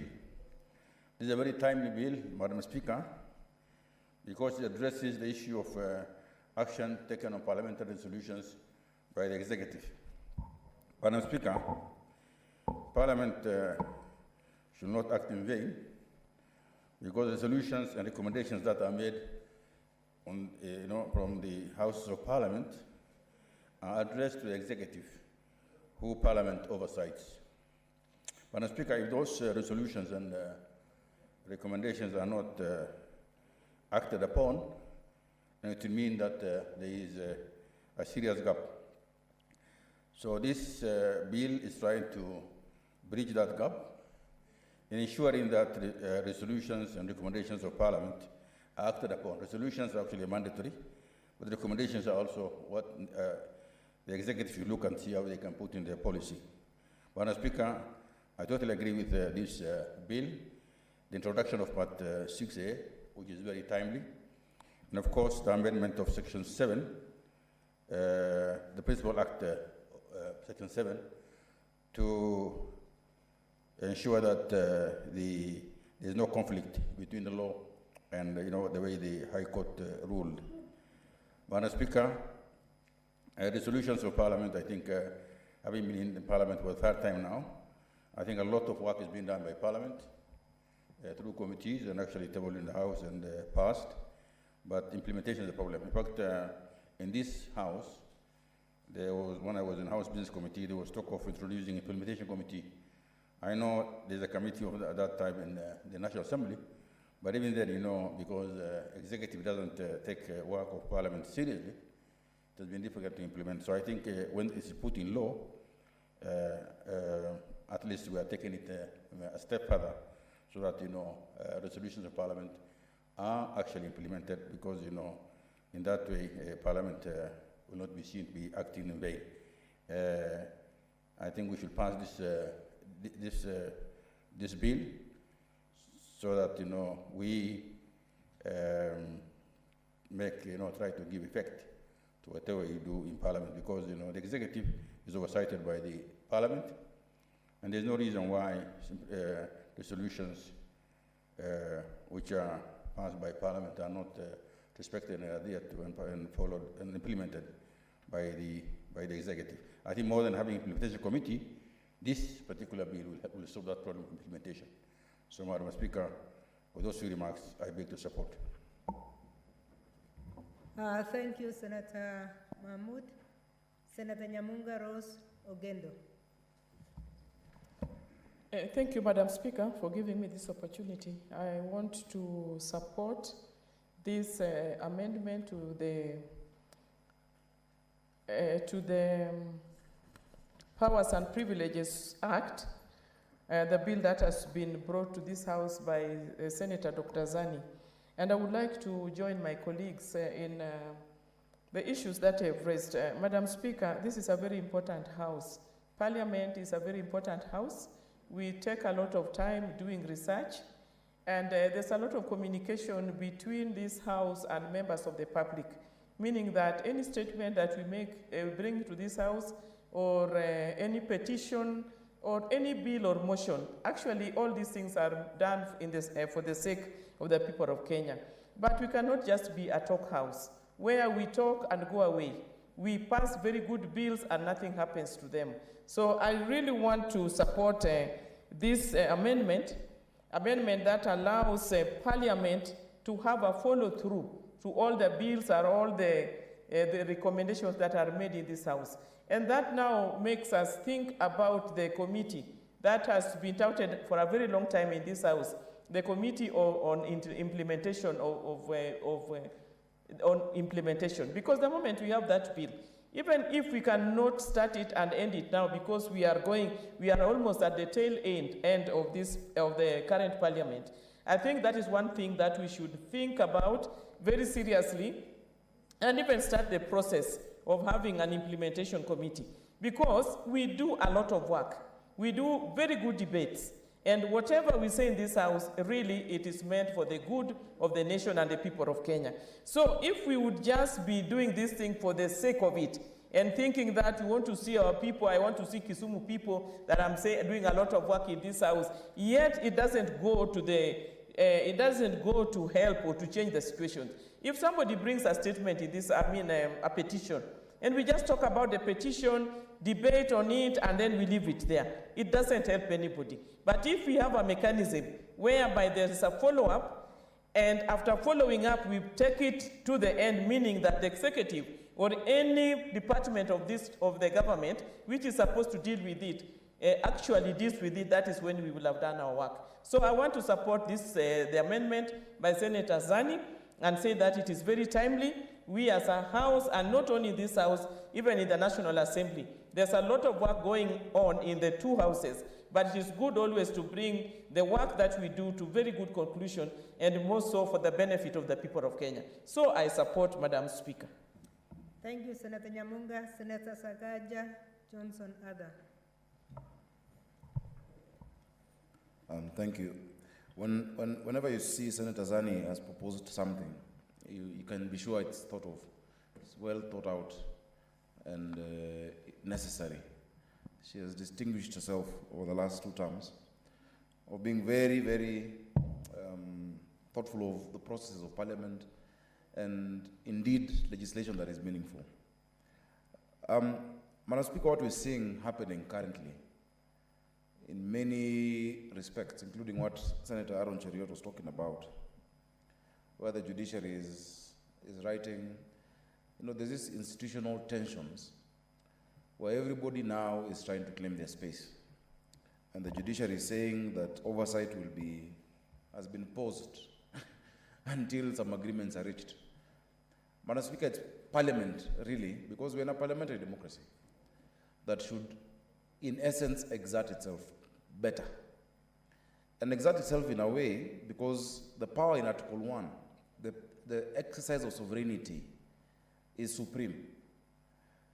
In fact, the only 2 ways Kenyans exercise their sovereignty, directly or through their elected representatives. The judiciary has no elected representatives.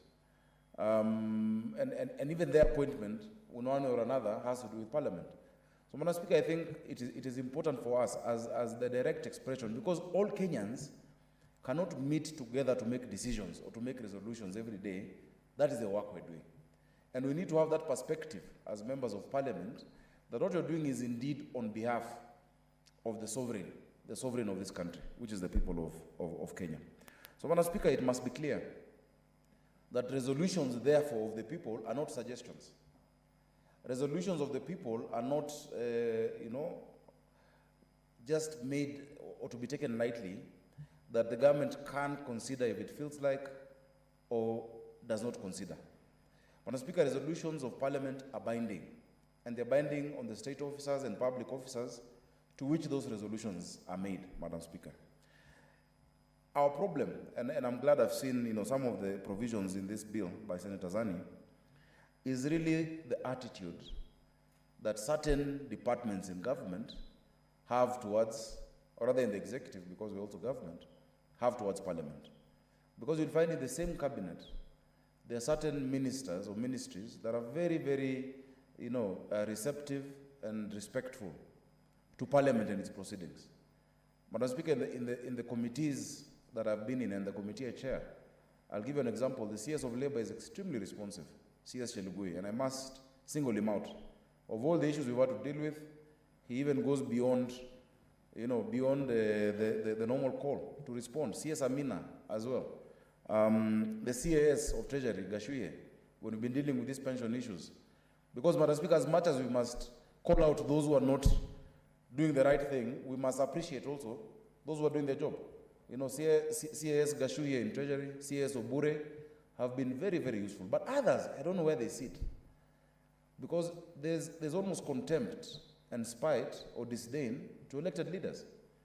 And they forget that it is the process of getting those elected leaders that they get into office, because they're not from Parliament. Madam Speaker, this is why the calls that have been there previously for ministers to come back from Parliament are very popular, not just amongst parliamentarians, but among the people. Because members of Parliament and elected leaders go through these issues, they understand, they interact with the people, and they interact with the members who are representing other areas. If Senator Mutula was a minister, today I had an issue in Nairobi, even after this sitting, I can ask him, why don't we solve this issue? But before you send a letter that needs 7 days and for them to come and respond, and they bring a letter postponing, and then when they come, they take you around in circles, we end up shortchanging and disenfranchising the voter who wants decisions made. Madam Speaker, this House has made resolutions. Right now, my committee is following up the second resolution on the same issue, on former councillors. We already resolved. The last Parliament resolved. This Senate resolved. And when you see what they're doing, they're taking out, they say, there's a task force, and the task force said this, and then, such that Senator Zani, I think part of what you should have put in is not just that they respond and report. They can give you government reports. You know what government reports are. They'll take you around in circles. That a task force was formed to look into this, and therefore we shall report, or we shall do this when funds allow. They have reported, they have not gone against the law, but they have done nothing. So we need to tighten that these responses and reports must be, they must be able to be effected, and they must be specific. Madam Speaker, we passed a resolution in this House about evictions when Kariobangi was happening. Madam Speaker, and at that time I remember they were going to do evictions in Langata at Royal Park. I'm glad that one was halted, and I want to thank government for listening to that. But today we're hearing that there's more planned evictions in Eastlands during the pandemic, yet to resolve that during a pandemic.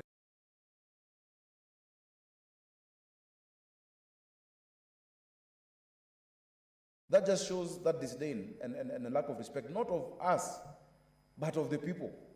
Whenever I go to an office, I say, it's not me who's coming. It is 4.3 million Nairobians who I'm elected to represent. So, and it's never for anything personal, Madam Speaker. Madam Speaker, we passed resolutions on Solai Dam. After more than 42 children died, we went there. We have huge reports. In fact, Senator Mutula is about to become a librarian because he has huge reports in his office. But action is not there. So sometimes even when we speak about issues, we understand the frustration of the public because they say, you guys, all you do is talk.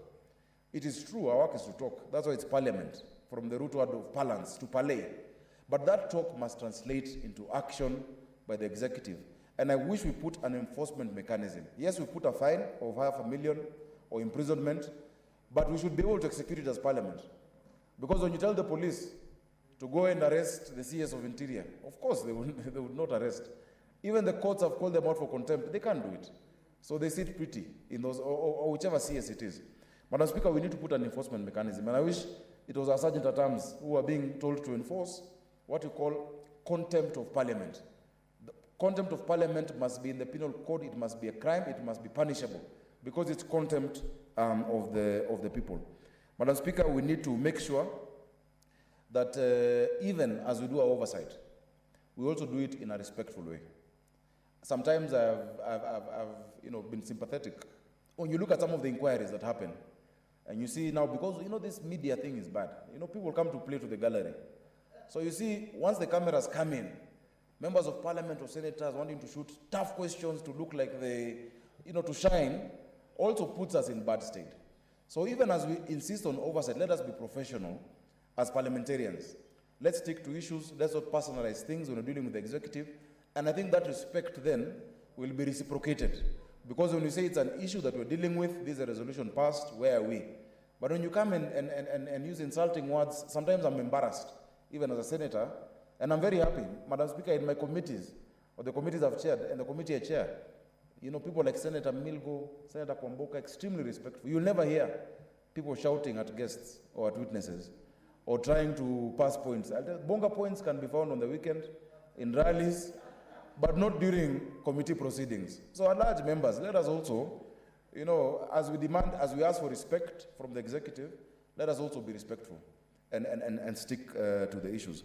Madam Speaker, I reported last week on that task force and I'm glad the CS Chelugui called. We've agreed next week to at least bring a resolution to this House on the issue of former councillors and their honorarium, Madam Speaker. I've asked questions here in respect to the city of Nairobi. We've not gotten responses. And I hope that this will actually be able to be implemented. Senator Zani, I hope during the committee stage, you can tolerate some amendments to make it enforceable. Yesterday, I was on TV, Madam Speaker, about AGPO. In 2015, I brought amendments on the access to government procurement opportunities, where our young people, women, and persons with disability should be getting 30% of contracts.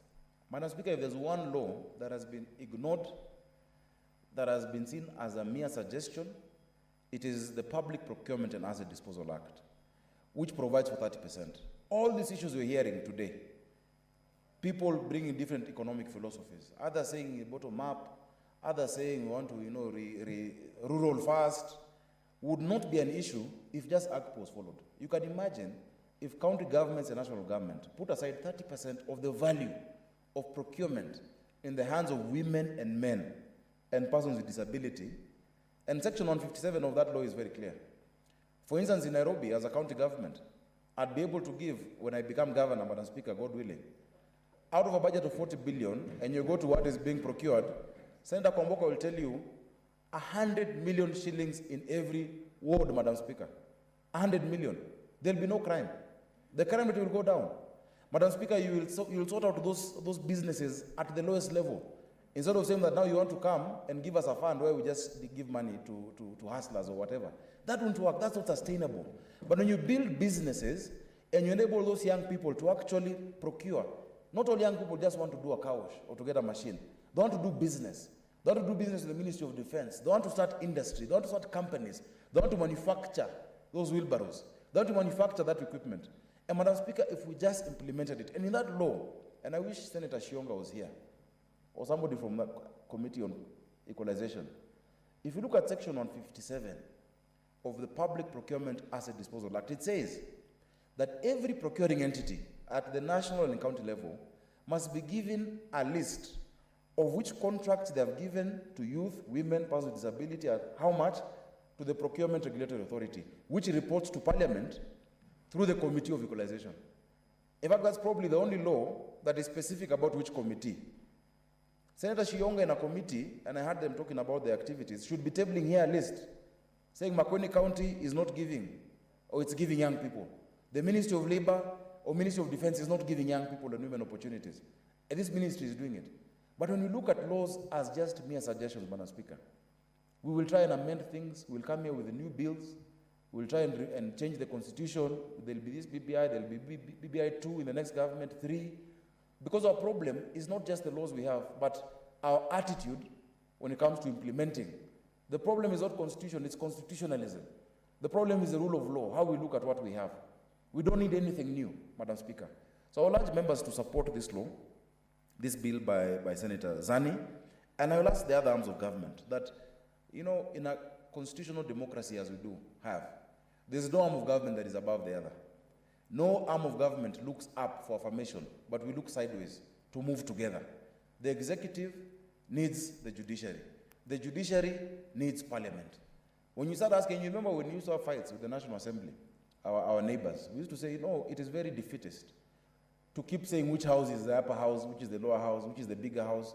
It is like a bird which is flying, asking which wing is more important, the left wing or the right wing. You need both wings for you to fly, and you need each other. We must all remember, whether you're in the judiciary or a judge, whether you're a minister or a CAS or a PS, a member of Parliament, MCA, that we are serving the same people. And so when we have concerted effort, Madam Speaker, we would not even need such a law that Senator Zani is bringing. But because of bad manners, and because of, you know, some people get a seat, it goes to your head, you think now you're the one, how do you say it in English? In quotes. You're the one who says. You're the one who is saying. Then no one will tell you. But I tell my friends, you know, the term of this government is ending in 300 and something days. Yeah. We'll go back to the people. We'll have to explain what we've been able to do and what we've not been able to do, Madam Speaker. And so let us have that attitude, Madam Speaker, when it comes to respecting resolutions that have come from the people of Kenya through the elected representatives. I support this bill. Thank you. Thank you very much, Senator Sakaja.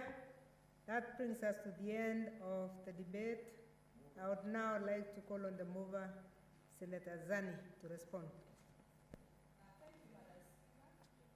Thank you, Madam Speaker. I beg to reply. Let me start by quoting the words of Senator Sakaja. Laws are not merely suggestions. Madam Speaker, a lot of time, and these are the sentiments from the senators and also from legislators worldwide.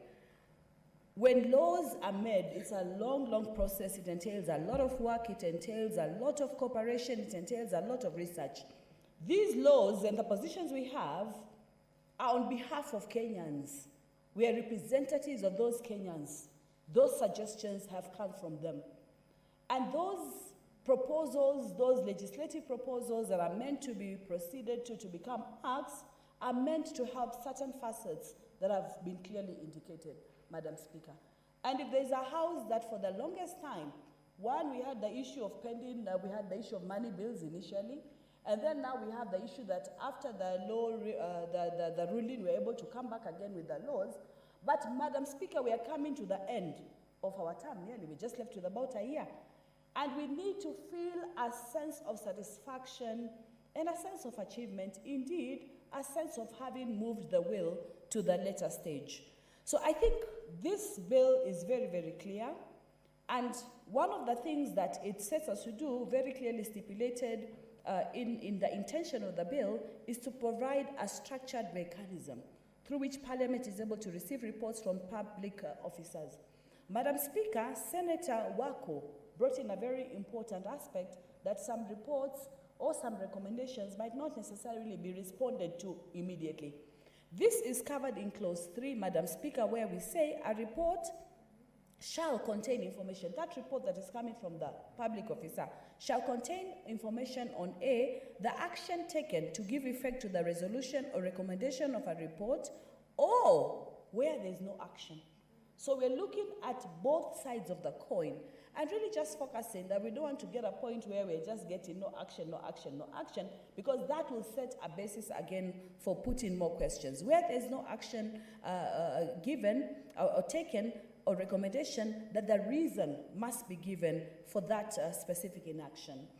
It really just wants to create a mechanism that from the time a motion, a resolution, a legal proposal has been agreed to, because I think Senator Sakaja, as you alluded, by the time we are done and we have voted, then we're actually saying it's really moved from beyond a proposal. It's not yet legislative law because it has to be ascended to as an act, but it is a good feeling about that this is the direction we need to be able to take. So when we get to that point, we really want to feel that as senators, we've been able to do this. And Madam Speaker, this is what the senators who have spoken to this have, starting from Senator Kilonzo Jr., our new librarian, from what Senator Sakaja said, is the one with the records and keeping all his records for posterity. Senator Wambua, Senator Hargura, Senator Cheriot, Senator Wako, and I've mentioned, and I think even as we go to committee, we look at that and how to strengthen and how to word it in such a way that it is clear what the proposal and the way forward should be. Then we have also Senator Musuruve, who just said it very broadly that our work should not be in vain. Senator Mahmood, Senator Nyamunga, and lastly, Senator Sakaja. Really, we're looking at a system for greater coordination. We're looking at a system that will allow us to address the issues that have been raised. Madam Speaker, indeed, we're looking for a way of having an input process and an output process. I think this is going to be very important, even moving forward. And many senators have already said this, that we didn't need to get to this point where we need to legislate, because even the constitutional powers allow for enactment of those laws and processing of the same laws, and actually ensuring that the constitutional provisions, and you'll remember, Madam Speaker, many of the laws that we brought to this House are laws entrenching devolution.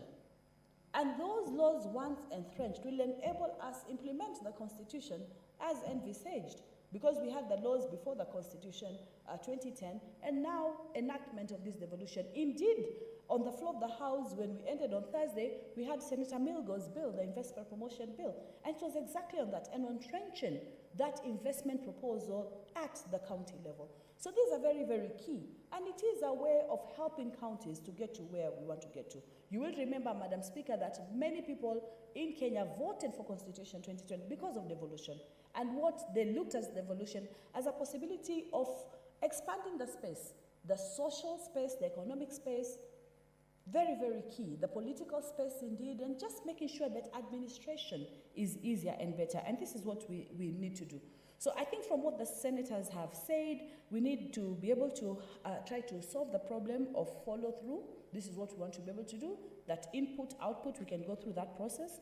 We want to be able to look at all these issues and look at the implementation status. And sometimes it is true that once you're implementing something, you might find one or two things that are not flowing as you expected. Then you can actually just come back and make the several necessary amendments to allow for that follow-through. The clerks are also given a responsibility to convey to the relevant structures within 7 days the specific issues that have been highlighted, and to also be able to give a specific report at the several points. So, Madam Speaker, I don't want to go on and on about this because this is a very straightforward amendment. We just want to be able to get a report. We can get that report as a singular report. We can get that report as a consolidated report. We can be able actually to make sure that even extension of time is given. Madam Speaker, I said this last time, that for many committees, and Chair Sakaja has spoken, maybe the other chairs have also experienced this, they've actually gone through beyond legislation and beyond waiting for the answers, for a system to be able to seek those answers, engaging, making telephone calls, calling over and over again. And I think that's an extra responsibility given to legislators that had not been envisaged as it's happening now. This law will enable us to get beyond that and give us a situation where we'll be able to enact from A to Z and actually make the resolutions, the dreams, the possibilities, the actions that are so required for the people to come true. Madam Speaker, with that, I beg to reply and request that according to Standing Order 61.3, that the putting of the question / the voting be taken at another appropriate time. Thank you, Madam Speaker.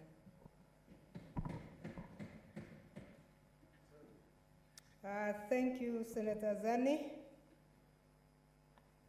I would now like to put the question. Sorry. I would like to defer as requested. I would like to defer the question as requested to a later time for the convenience of the House. Next order.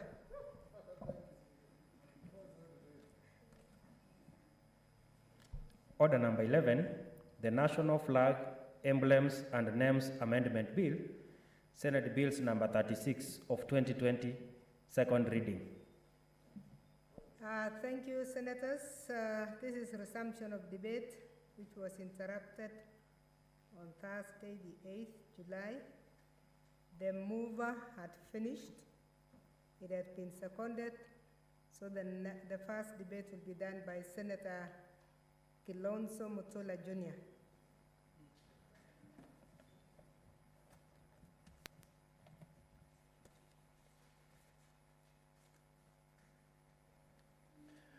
Thank you, Madam Speaker. I will not get tired of pouring accolades on Senator Zani for her hard work in terms of these bills.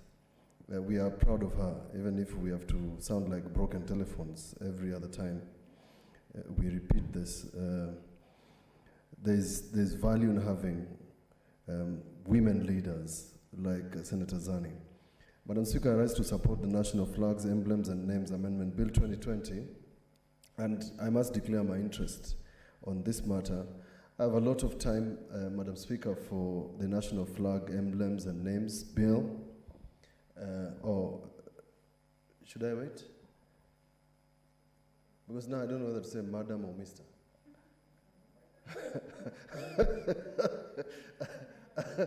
Because all of you are, there's nobody on the seat actually. Oh no, now it's Mr. Speaker. Mr. Speaker, I have a lot of time for the flag. And allow me to say this at the onset. Citizen TV recently did coverage on what would be artifacts or memorable symbols or memorable buildings or historical buildings. They started with a building that most of us don't know, that is ideally what is a 0 mile. Means that the compass of Kenya, if you go there, it's called a 0 mile. It's a building next to Nya House. If you pass by there, Mr. Speaker, today, you will just find people walking around, huge overgrown trees. Nobody notices that there's a beautiful building done in 1918 that is actually the center of Kenya. The 0 mile of Kenya is actually somewhere near Uhuru Highway. And I hope in the construction of the road, they are going to protect this building. The building called Kipande House, that is run by Kenya Commercial Bank, in my own view, Mr. Speaker, this building should not be occupied by a bank. This is a building which tourists should come and visit. Similar to that building where the former President Murumbi and his wife donated their gowns they used to wear. You find them there. Same to the National Archives near Tomboya Street. Mr. Speaker, if you went there today, you find somebody selling groundnuts, miraa, or something. That building is hardly recognized. It's the same thing when it comes to the national anthem. Recently, and I don't know how far this went through Safaricom, somebody attempted to translate the national anthem into various mother tongues. By the way, it offended me. Because I believe the national anthem in the words that it was drafted originally, both in English and Kiswahili, must remain. Now, I don't know what language you speak, Mr. Speaker, but when this national anthem is translated to your mother tongue, it ends up having possibly more syllables, possibly longer. It's not the same, doesn't sound the same, it doesn't make sense. And that's not what we want to teach our young people, because there's value in having a national anthem in the languages that are recognized nationally. Now, I still wonder who came up with that. And therefore, this amendment speaks to those things, that we must protect our national anthem. And in protecting this national anthem, you must copyright it, so that the person who attempted to do that can be punished.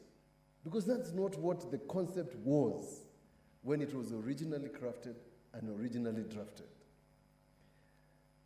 Mr. Speaker, I have argued this before. Even the symbols. There was a petition, for example, by a gentleman, I can't remember his name now. Mr. Speaker, this gentleman wanted the cockerel in the coat of arms to be removed. Why? Because according to them, that cockerel is a symbol of Kanu. And therefore, in his mind, that it represents Kanu in our national symbols. But it's not, it cannot be correct. A cockerel cannot be the symbol of Kanu, even if the symbol of Kanu is a cockerel. Mr. Speaker, these symbols are important for our nation. When we were growing up, Mr. Speaker, and I'm sure you recall, we used to recite the loyalty pledge. Now, come multi-party politics, I pledge my loyalty to the president, was then I pledge my loyalty to Moi, and it was scrapped. But it's a loyalty pledge. And I think these are some of the civics lessons that our children are missing, the value of this flag. I have proposed, Mr. Speaker, and I say this because I did some research, that this flag must be flown by every Kenyan. It cannot be a status symbol for ministers to break traffic laws on Uhuru Highway because they woke up late and they want to break traffic rules. Because they have a flag, they can drive on the wrong side. It cannot be a status symbol. It must be used by every Kenyan for our pride. When you watch at the end of the marathon, when we are number 1, 2, and 3, and then the flag of Kenya is going up and the singing and the reciting of our national anthem, you get some sense of pride. So these symbols, including our flags and emblems, have been abused. And when I proposed that Kenyans must be allowed to fly flags, like they do in the US, if you go to the US and you go to South Carolina, it's beautiful. The American flag is in every home. The pride. I've often argued, because we seem as a country not to be able to agree on presidency, that the presidency is not a symbol of national unity, as far as I'm concerned. Because now there are people who view the president as ours, they view the president and the opposition. So he is not common to all of us, like it was envisioned in this constitution. But there is one thing that does not distinguish where you came from, your tribe, the person you voted for, the person who lost the election, the person who won the election, the person who is in State House, and it's this flag. This is a symbol of our unity and our national anthem.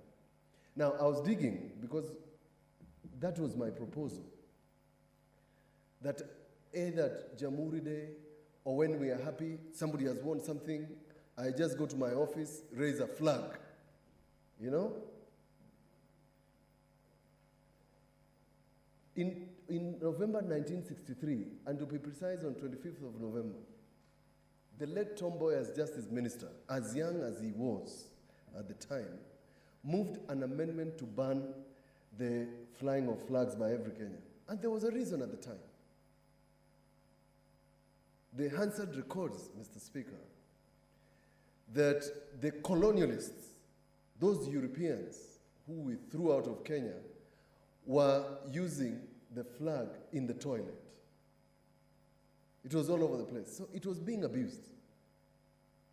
Because at that time, it was in the process of being approved as the flag of the nation.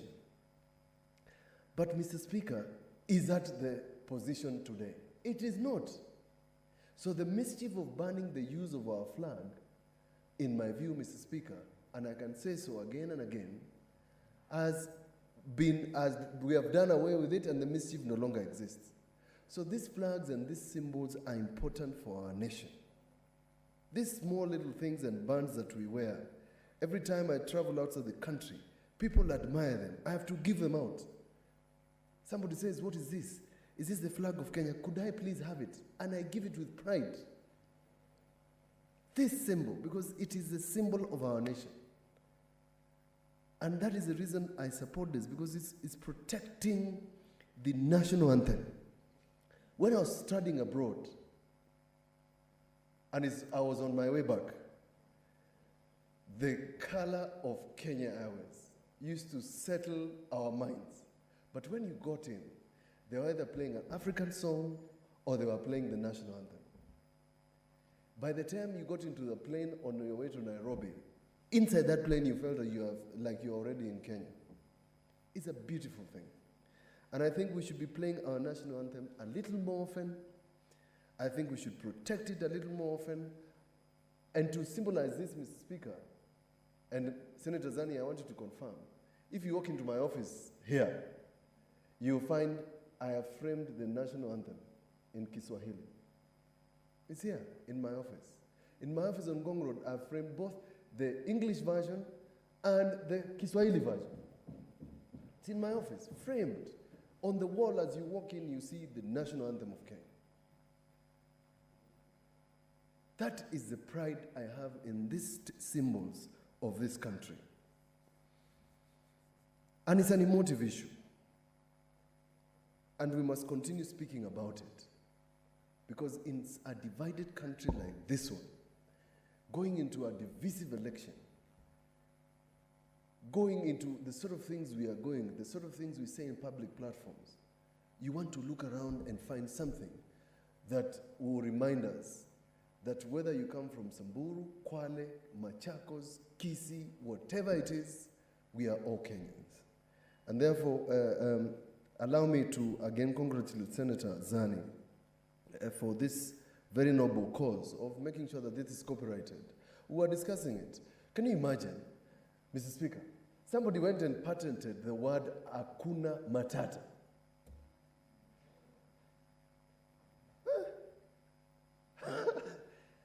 I was in a shop, and see these young children were speaking about Pumbaa in The Lion King, and Simba, Hakuna Matata, patented those words that are Swahili words. And nobody in this country has ever thought that we can patent anything that is Kenyan. They never requested us. If you go to Japan and even China, they're doing our kiondos. And they have patented some of them. And yet, they are ours, original. So, Mr. Speaker, the idea of patenting, for purposes of Senator Zani, is that, yes, thank you. Yes, I want to be informed. Yes, Mr. Speaker, I want to give some information. Mr. Speaker, the other day we had some training somewhere in Dubai, and I think you were part of that delegation. And every taxi that we took, and they would ask us, where do you come from? Then we'd say, we are from Kenya. Then they would just say, Hakuna Matata. So you can imagine the word Hakuna Matata, or the sentence Hakuna Matata, is synonymous with Kenya. But we have not even taken a step to ensure that that one is patented. and it is identified as Kenyan. That is how Hakuna Matata has spread in the world.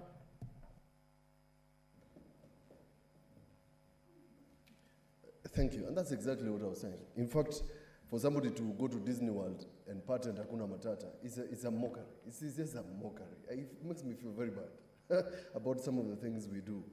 And some ingenious person is going to patent something else. They're just going to walk around and find something else that is typically Kenyan and patent it because we don't think we should patent. What it means is by the time a person out there even does a cap with a Kenyan flag, they will have to consult and pay royalties. That's the idea of patenting. The minute you wear like you are wearing a symbol, Mr. Speaker, I've just seen, I can see from here, if you wear the symbol of the country, you pay for it. Why? Because other countries are paying money for those lapel pins. It's part of commerce. So if somebody produces a cap that has the Kenyan flag, or produces any gadget that has a Kenyan flag, you pay for it. The other day when we traveled to Dubai with the Speaker, unbelievably, the UAE government last year put our flag on the tallest building in the world. On Jamhuri Day. The tallest building had our flag for 5 minutes. That's how important this flag is. And that's how important we should treat it. Because if a person out there can recognize this flag, we should recognize it. Give it to children, make sure they fly it. Sometimes when I see I went to a school and found a tattered flag. I bought one for them. I said, this is a crime. How can you have a tattered flag in a school? And yet they are sold here. I still think, and I have suggested, and I don't know why this has not been implemented, that the flags that we see out here on the corridors should be in our offices. The flag of Kenya and the flag of Makueni should be in my office, either outside the office or inside. It should, or outside, like they do it in the US. We should treat this very important garment. It's just a garment, but it carries the spirit of this nation a little more with respect, and insist that it must be carried with decorum. So that's why I'm saying you can't use a flag to violate the law. That's abuse. You can't put a flag on your car and just drive on the wrong side of traffic. That's wrong. It's abuse of a national symbol. So, Mr. Speaker, as I support this framework, I hope this will see the light of day, and I hope that my proposal on Kenyans flying flags in their homes during national days or selected days will see the light of day. It will create hope. And let me finish by saying, even the fight against terrorism requires for us as Kenyans to be patriotic. Somebody was teaching a patriotic class, and they bothered to tell me, and they said, I'm trying to teach patriotism. Senator Zani is a teacher. How do you teach patriotism? How? Explain to me, how do you teach patriotism as a lesson? Where do you start? What do you say? You shall love your country. Why? How do you teach the subject patriotism? Mr. Speaker, you must first of all teach our children and ourselves to love country, love our symbols, protect our symbols, protect these things that matter to us. In the middle of any crisis, everybody should remember that when you allow a terrorism, you harbor a terrorism in the country, you are harming another Kenyan. That is called patriotism. When you take money so that a terrorist can get into the country, that is called negative patriotism. That's how you teach. But you begin with small little things. You don't begin with those big things. You begin with small little things. Things that people ignore. Things that appear like they don't matter, but they do.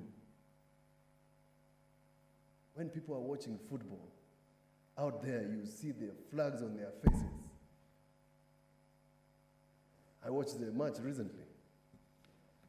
People nearly remove their clothes just to show, because the only thing that reminds them that they are either Italy or England is their flag.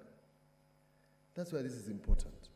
I hope one day history will record the work of Senator Zani in trying to improve our work. And I hope, for crying out loud, we can get some of the work we do here, Mr. Speaker. It makes me very tired because we work so hard, we speak so well, and we speak well. You give us a lot of time, and it ends up nowhere. I hope some of these laws can be signed. I mean, in the middle of hopelessness, I must speak of hope because that's the only way. Thank you, Mr. Speaker. I support. Senator Mogeni Eric Okongo.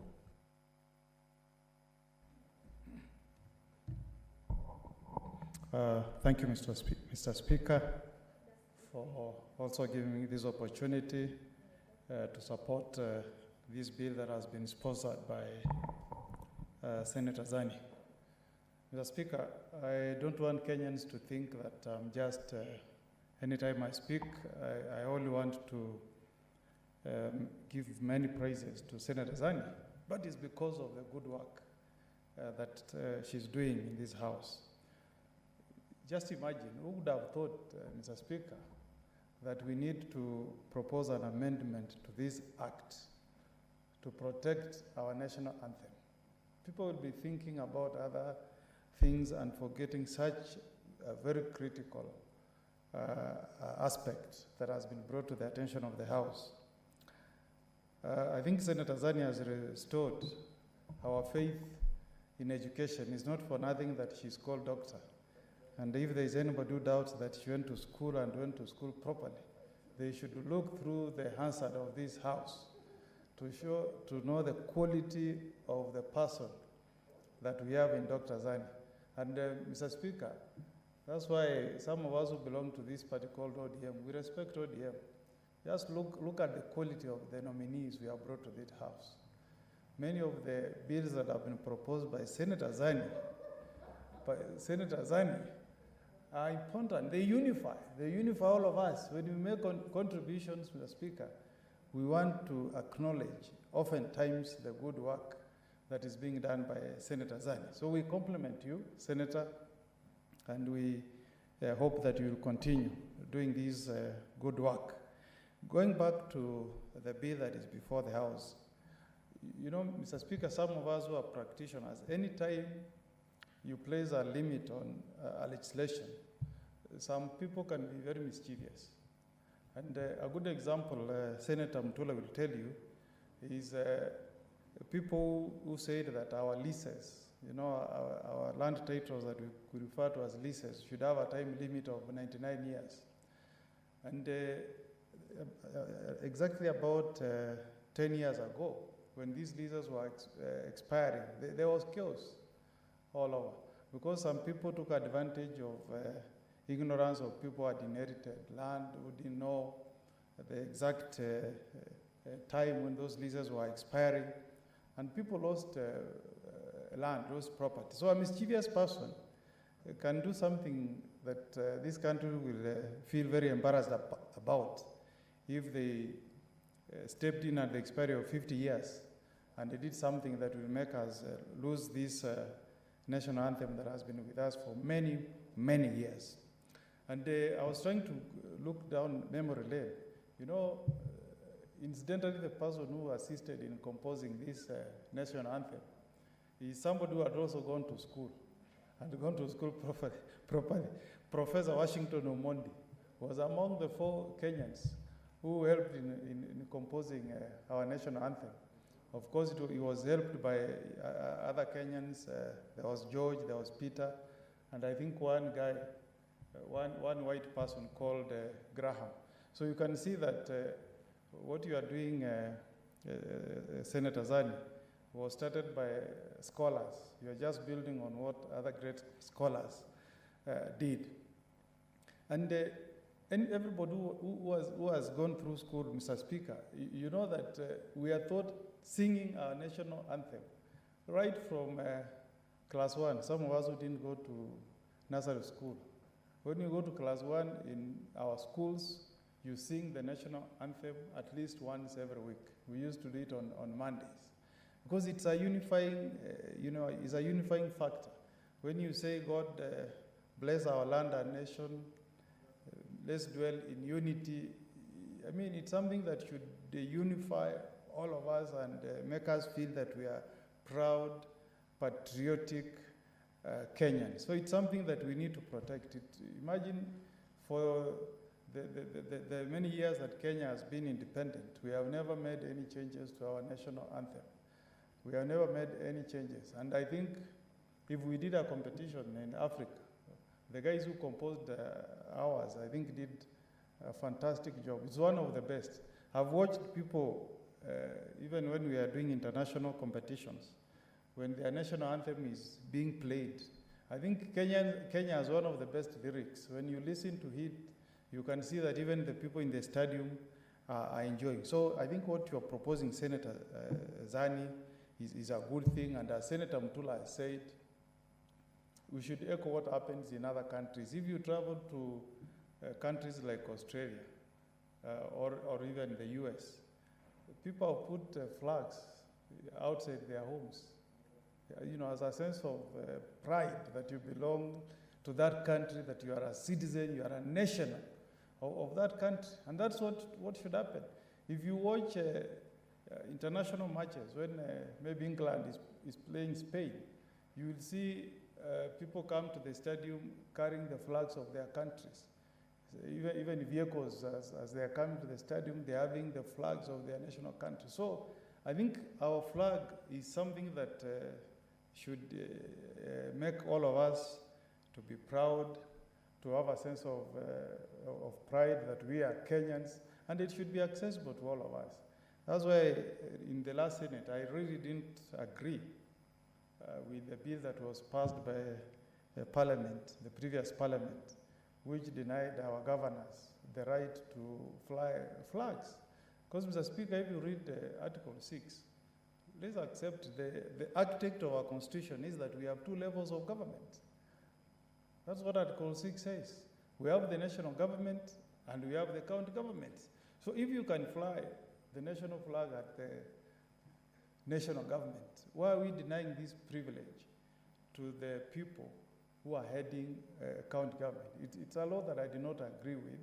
It's not that if you fly the national flag, it should make you to feel that you are more important than other Kenyans, but it is that identity that it gives you as a Kenyan, that you are there to serve Kenyans. The way Senator Mutula has said, the fact that you fly our national flag, the fact that it's pinned to your car, does not make you to be a more Kenyan than others.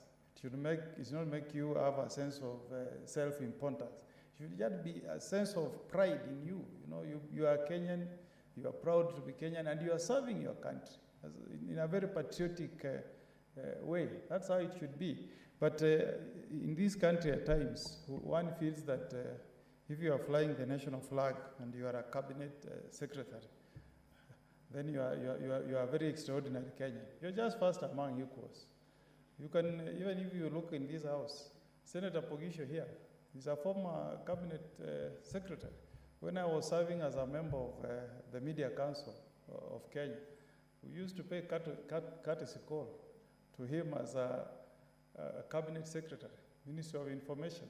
He is now here serving this country as a senator and majority, the leader of the majority side. So these things, we are there for a reason. You move to another level again, you are serving your country. So it shouldn't be something that should make people have a sense of self-importance. So I really support what Senator Zani is proposing. It's a fairly straightforward bill, but the mischief that is being cured, I think, is what should make all of us feel proud of the good work that is being done by Senator Zani. Not many of us, some of us are even lawyers, not many of us would have dug deep into this bill and come out with the mischief that you want to cure through these amendments. So we really salute you, and I support this bill, and I continue to compliment you and thank you for the good work you are doing. And I finish with the words in our national anthem, which says that may God bless this our land and nation and the work of Senator Agnes Zani. Thank you, Mr. Speaker.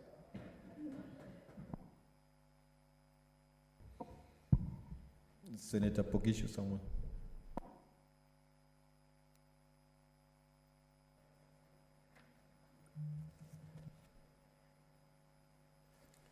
Speaker, I want to thank you for the opportunity. I'd like to start by congratulating Senator Zani for not only being a patriot herself, but also being alive and awake to the things and the limitations in time that some of our laws, some of our acts of parliament do expire. And this is one of them that expires after 50 years. The Speaker, it's not easy for us to catch that. Sometimes it takes people who are cautious and awake to catch and help us to renew our laws and our acts of parliament. The Speaker, there are three reasons why I would like to speak to this. One is there are many of our laws that require special attention. But this one, Speaker, is about patriotism.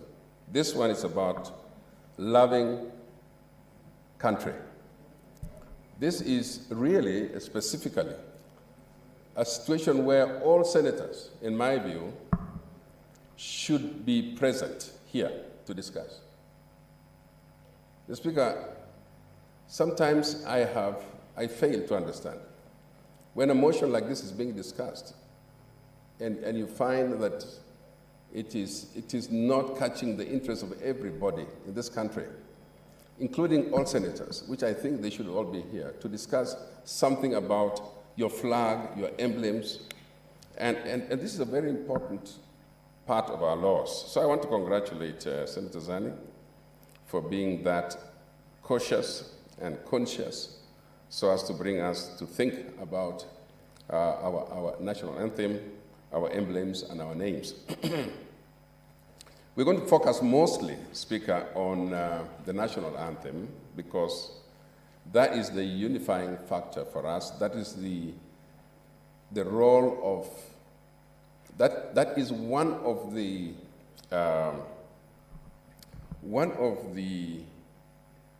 elements that make us a nation. Speaker, when you become a nation, you have a constitution, and then you must have a national anthem. And if you look at the national anthems of the world, Speaker, let me begin with the national anthem of East Africa, the national anthems of our East African countries. We believe in God as the higher authority, all of us. And so you find, Mr. Speaker, that in Kenya, we begin with God, oh God. In Tanzania, they start with God because say, God bless Africa, God bless Tanzania. The Uganda national anthem begins with, oh Uganda, okay? But they bring in God still within that national anthem.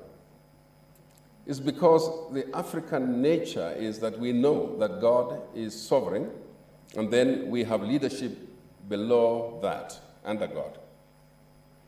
If colonial masters that we had, if you look at our own British national anthem, which, Mr. Speaker, very few people, I think people like Professor Ongeri and myself, maybe, a few people maybe sang the British national anthem. And that national anthem begins with God, but in a sense that God bless the Queen. Okay? So then the American national anthem is a war anthem. It's a war it's a war anthem. It begins with, you know, they say, oh, say, can you see? And they talk about all sorts of things. The reason I bring about all these things with Speaker is, and I give an example of my own county and the constituency called Kacheliba constituency, which I represented for many years. Mr. Speaker, in 1969, something like this came to the Parliament of Kenya, reminding us that some things do expire. If you don't catch it, you will not be able to change, or you'll not be able to bring it in good time. In 1969, a new member of Parliament at that time was Mheshimiwa Francis, or Honorable Francis Loile Lotodo. Actually, his full name was Francis Polisi Loile Lotodo. He was elected in 1969. And he brought to the attention of this country that the place called Kacheliba, that time called Karapokot, actually Karasuk, was being administered by Uganda. And the term of administration was ending. So he had to actually bring out the issue that we need to start preparing to receive that part of our country back to Kenya. That's where I was born, that's where I represented for many years. So in 1970, Mr. Speaker, Kacheliba was reverted back to Kenya. And it was known as Kenyampia. And I am a beneficiary of that kind of foresight, that kind of consciousness that Dr. Zani is bringing today to us. The story was interesting, and I can say a bit of it. In 1929, the British thought that they could sort out the issue of Pokot-Karamojong conflict by bringing the entire Pokot from that region to be administered from Uganda, so that they might perhaps be assimilated into the Karamojong, or that the Uganda government can then control the two communities together. So from 1929 to 1931, it was an experimental period. And they said that in 2 years that they watched and observed, they said, it looks like this can work. So in 1931, therefore, they signed a full agreement saying, my constituency, my home, was given over to Uganda for administration for 40 years. And the 40 years expired naturally in 1970. And that's when the Mheshimiwa Lotodo raised the issue, and of course we were brought back to Kenya. Can I tell you something, Speaker? If in January 1971 we had not reverted back to Kenya, that's when Idi Amin took over Uganda. So you can imagine, if we had not come in July of 1970 back to Kenya, we would still be administered by Uganda, because Idi Amin would not have allowed us to come out of there. That is the status of such bills. And I thought this is a patriotic way to think about those bills. My congratulations go to Senator Zani, because our national anthem, our emblems,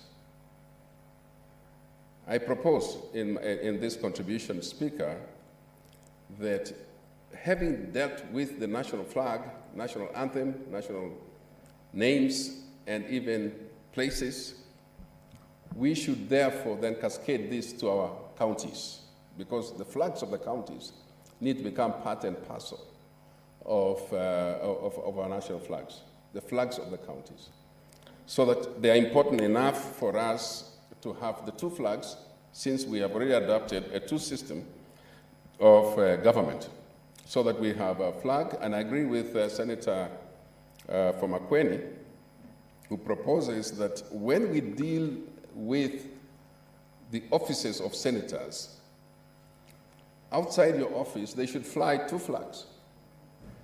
You should fly, there should be a national flag on the one side and your county flag on the other, so that anybody coming to visit knows that this is West Pokot flag. This is the senator for West Pokot. Mr. Speaker, we can also do this so that citizens can actually have flags. They can actually raise flags on national days outside their homes. The only difference should be that we should define what size of flags should be flying on government buildings and what size of flags should fly in the car, what size of flags should fly in your home. Those things can be made so that you don't find a humongous flag, covering the whole car, on your car.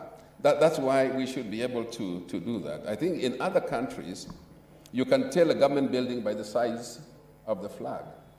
And then you can tell the size that you fly at your home. Mr. Speaker, we've been very mean, in my view, with the size of flags that we fly in this country. I don't know who told us that we must have a small flag that flies in the schools and things like that. So we must definitely begin to be patriotic. The patriotic nature of Kenyans has not been expressed in flags, but this is the time that we should express it in terms of our flags. The national anthem, Speaker, after 50 years, now we have to think, do we go on with our same national anthem? Should we revise our national anthem? Should we add or remove anything in our national anthem? I like our national anthem. Our national anthem in its lyrics, as well as in its music, is fantastic. And I think we are almost slowly losing that excitement of singing the national anthem, because we should sing the national anthem at various places. We should do it at weddings. We should do it wherever. We should do it because this is the way that our country has been held together. It is the national anthem. It is the flag that brings us together. I know, Mr. Speaker, the other day when some people, some people wanted to remove, for example, Mr. Speaker, the cockerel from our flag. Mr. Speaker, I don't know. This House refused to support that. And I want to congratulate this House because it is the original element and document that gave us our independence. Mr. Speaker, you cannot just think that when you grow up, then you begin to say, my mother or my father was like, no, these are the people who gave birth to us. So, Mr. Speaker, I do believe that when this House refused that motion and refused that motion, they were being patriotic because our national anthem has got to remind us of our independence, which was not an easy thing to get. And our independence came not easy, Mr. Speaker. It came through sweat and blood. And so I do want to support this motion, Speaker. I do want to encourage our members to pass it. I do want to repeat that I congratulate Senator Zani for this motion. The Speaker, the national anthem of Kenya, the flag of Kenya, you can see it from afar. The people who have held our flag very high, the Speaker, are our athletes. From 1960s, those days during independence, after independence, the flag of Kenya has been raised, the national anthem has been played during our sporting activities, during international sporting activities. We have ruled the world in terms of athletes or athletics. My senior, Samson Ongeri, was part of that when he was in our sports, controlling our sports. He was one of the people that raised the level of our sports, especially athletics in this country. So we need to maximize, take advantage, leverage some of the things that we already have, including sports. Speaker, when Kenyans go out there and do a 5,000, 10,000 marathon, And you know, every time they go there, sometimes it is number one, number two. These days they are being challenged quite a bit, but they are still there. And they raise our flag and our national anthem is played. The world knows about Kenya, first of all, because of our flag and our national anthem. So I do want us to support this, to encourage Senator Zani, and encourage every one of us to support this bill. This is a bill that originates from the Senate. It's important enough that the Senate is the one that originates it. And I know, Mr. Speaker, that this is not a controversial bill, so it will go through the other house. It will come back here, we'll make it a law, and it will be very, very easy for it to be signed into law. So I want to thank Senator Zani, thank the members who have been talking, who have given contributions. And I want to say that this bill, we need more people in the House to participate, to contribute, so that this is a reason why we become patriots. So I want to thank you and support. Thank you, Mr. Speaker. Senator Orengo James.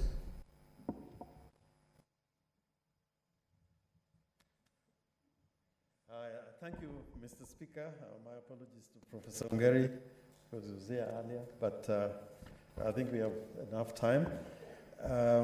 Mr. Speaker, first of all, let me thank Senator Zani for always doing the right things in many ways, in bills, in motions, in division of resources, and you have a track record in always remembering the details that matter. Sometimes they look very small, but they really matter. And Mr. Speaker, this is a bill that should be supported with absolute unanimity, as I've heard from the majority leader. And Mr. Speaker, the first 12 articles of the Constitution are very important. If I leave out the provisions that talk about citizenship, those provisions are really about who we are as Kenyans and as a country. They set out the foundational values, what type of governance Kenya is, what kind of society we want to build. You don't have to read the entire Constitution to know what Kenyans aspire to be. If you read the preamble of the Constitution and those first 10 to 15 articles, you would really, broadly speaking, know what type of country we want to create. And I think it is of particular significance that Article 9 of the Constitution deals with the question of the national symbols and national days. And the national symbols, according to the Constitution, we have other symbols. They are in the order probably of priority is the national flag. And the pride with which some of our sister or brother countries, the pride with which they look upon their national flags is sometimes something to be emulated. You'll find in some countries where the national flag is displayed from people's windows when there's a national event, and so on and so forth. And I see some Kenyans do that these days, particularly on vehicles, although it's restricted, but as an expression of patriotism and a spirit of nationalism in the positive sense, the display of the national flag sometimes gives us a sense of pride. And just as the leader of majority was saying as I was coming in, probably it's only the president when he's out there, out of the country, that gets an occasion when the national flag and the anthem played together. There's a display of our national flag, or whenever he visits other countries on state visits and so on. And the other display of the national flag and the national anthem is when our athletes do so well in international competitions, the Olympics and other competitions. Is always a sense of pride that our national flag is displayed time again in athletic events, and the national anthem is played. So the national flag is really an object of honor, of dignity, of patriotism. But in expression in terms of words and music, the national anthem is not to be left out. Mr. Speaker, my leader in the ODM party, Honorable Raila Amolo Odinga, often, sometimes in public meetings, would draw people's attention to the exact wordings of the national anthem, what it is saying and what it means, both in Swahili and English. And therefore, this bill, which is talking about who we are, you see a national flag, our national flag, in or outside the country, you feel a sense of belonging to this place called Kenya. And you hear the national anthem being played, whether it is in Kenya or outside in the country, you feel a sense of pride and patriotism. And now, people are going all over, exploring this space and going to the moon and to Mars. And you'd imagine that the first thing they normally do is to plant their flags.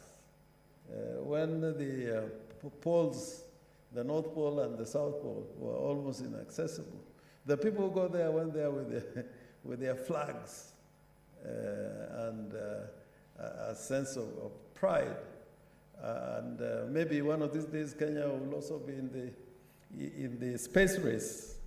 As people go to Mars, to the moon, and other planets, we would want to hear the national anthem being played from Mars, not just from another country where our patriots in the form of athletes are taking part.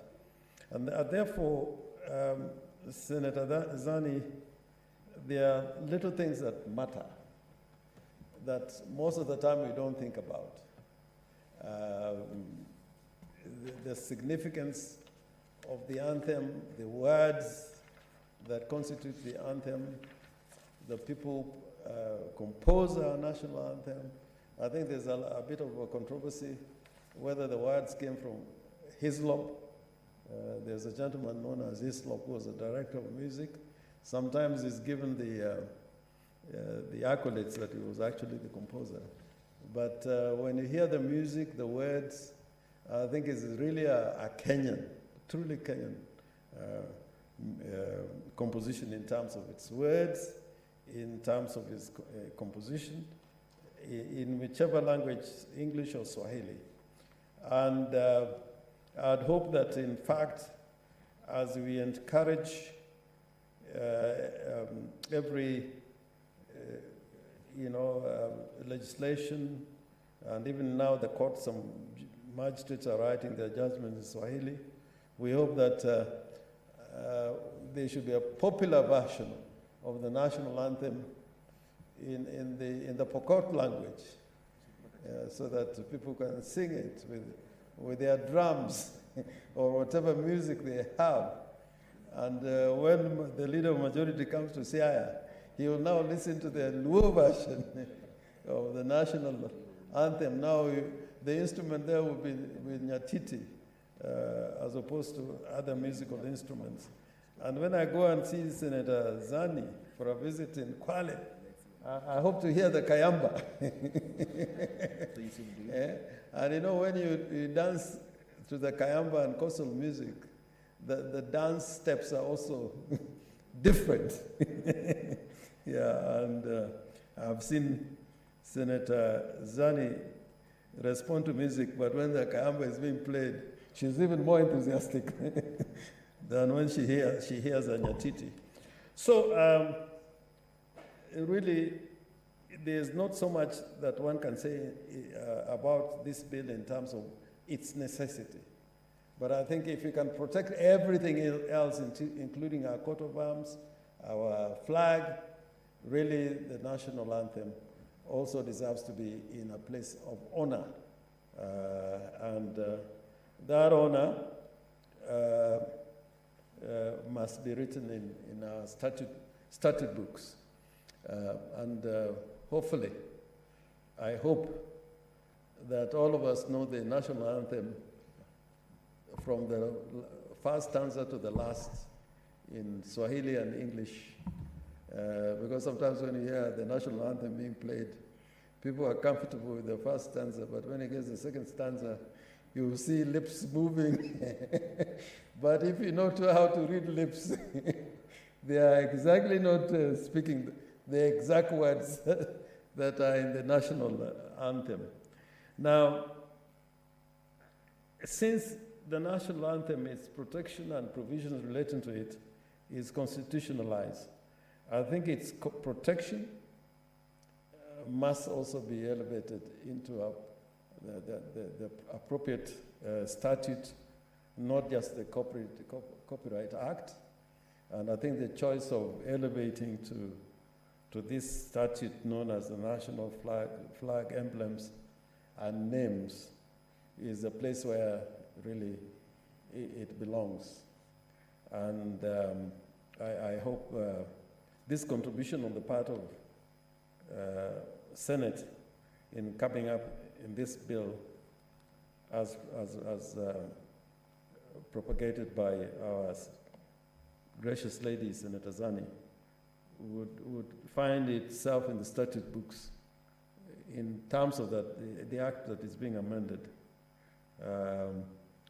as soon as possible, and before certainly we go for the elections next year, so we can judge our patriotism by passing this bill. Now, Mr. Speaker, finally, I just want to say this in conclusion. The struggle about identity, since we are talking about the anthem, national anthem, and what it says, we should begin to have a reawakening again about the needs of our people, so that the national anthem is just not empty words. If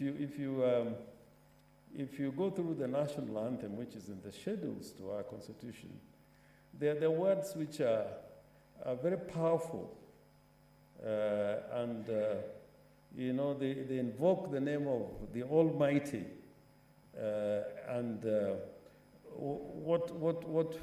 how we want to live in peace and liberty.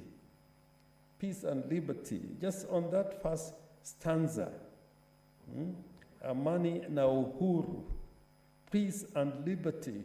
You know, these are essential to having a stable nation, even in a constitutional democracy as us, without peace and liberty. In fact, these two fundamental rights and principles cannot go one without the other.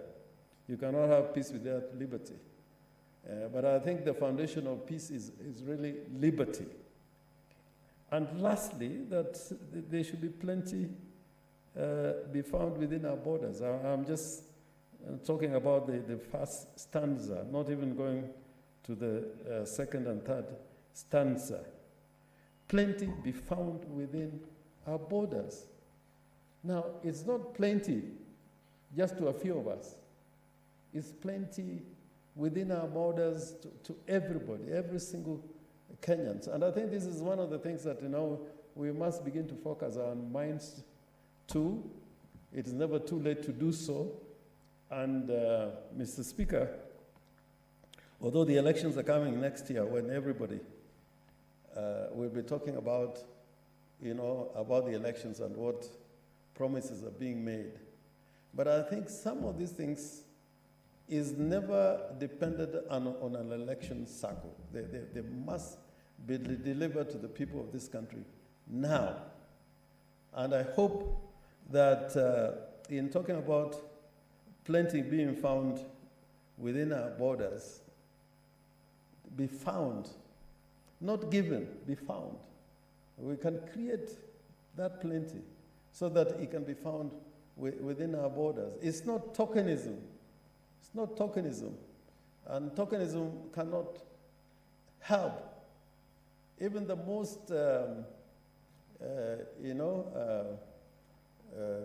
benevolent leader, when you are talking about a country which has plenty, it cannot come from a leader who is benevolent. That is not good enough.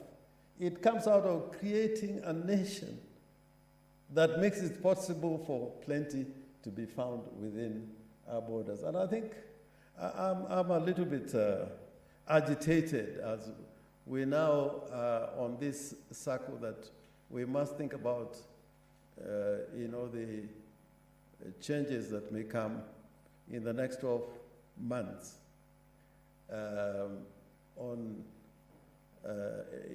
by way of elections and having a new government in place. Of course, the Kenyans will determine who are going to constitute that government. But at the center of it, we must empower the people of Kenya, not through tokenism, through plenty being found within our borders. And right now, not so many Kenyans feel that plenty is being found within our borders. People's pockets are empty. The pandemic has come, now running to 2 years. A very small percentage of the people of Kenya have been vaccinated or have access. Even getting that simple jab has been difficult. The economic situation is depressed because, of course, of these factors that are worldwide, and some of it is internally created. So the bottom line for us to make Kenya a country where plenty can be found. And when you talk about countries where the plenty can be found, whether it be the Asian tigers, whether it is the countries of the north, they get it right by having institutions and having the right policies to enable people to come up and raise their standard of living, not by the benevolence of any particular leader. And how that wealth is now used by the country and the republic will depend upon governments. But for there being plenty within our land should not depend on who is the leader. I think this is the principle that we must grapple with. In answer, and this is why we must protect this anthem, because it is a national anthem, but because of what it says about what we should be and what Kenyans should enjoy, liberty, peace, and the plenty that is to be found within our borders. And I want to encourage our people as Kenyans that we're brothers and sisters, and that spirit of patriotism. Recently, when I went to the United States of America for the last 4 days of the trip, I was with the leader of majority. And you can just feel the sense of recognition for what Kenya is and the direction to which Kenya is going, and people wanting to do business with Kenya. People want to see more Kenyans than any other nationalities in terms of countries from Africa. I got that impression. And the people who are talking to across the board. And when you go to an invitation or a meeting where you're invited by non-Kenyans, And in their program, you see the flag of Kenya. And somebody out there who knows how to sing the national anthem. You feel proud that Kenya is not just an idea. Kenya is not just a project. Kenya is not just a commodity that leaders aspire to own and then do whatever they want to do with it in terms of promises. And I want to conclude by saying, Mr. Speaker, I feel a lot of pain sometimes that to the essentials of governance, of creating institutions, creating political parties, like, you know, the fact that we are democracy based on political parties, multi-party democracy. It speaks to functioning political parties. So that when you belong to a political party, you should be true to that political party. If you're true to that political party, you're being true to the national anthem. If political parties become dysfunctional, because the people, when we are talking about who we are, and you look at Article 3 of the Article 3.2 of the Constitution, the Republic of Kenya shall be a multi-party democratic state. So the party is a necessary institution of governance.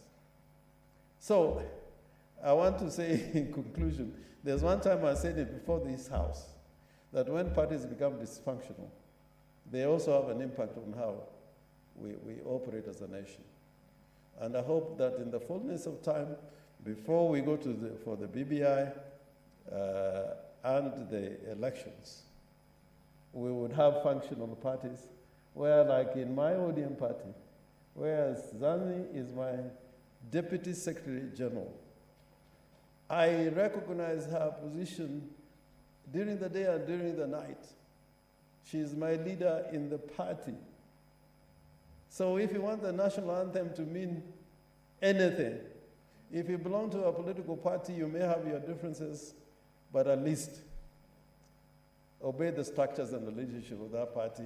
And because we are a democracy, you can quit the political party so that at the end, I continue reminding myself that you want to create a country of peace and liberty with plenty being found within our borders. And I know if my visit with Senator Progressio to Miami has any effect, it was towards creating plenty within our borders. I thank you, Mr. Speaker, and congratulate Senator Zani for bringing this bill. I'm sorry, Senator Ogeri should have come before me, but I think there's time.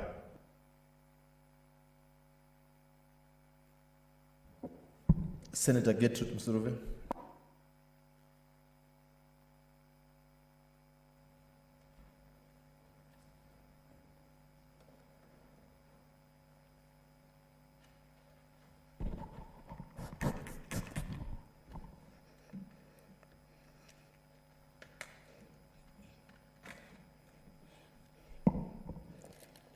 Thank you, Honorable Speaker, for giving me this opportunity to support Senator Dr. Zani's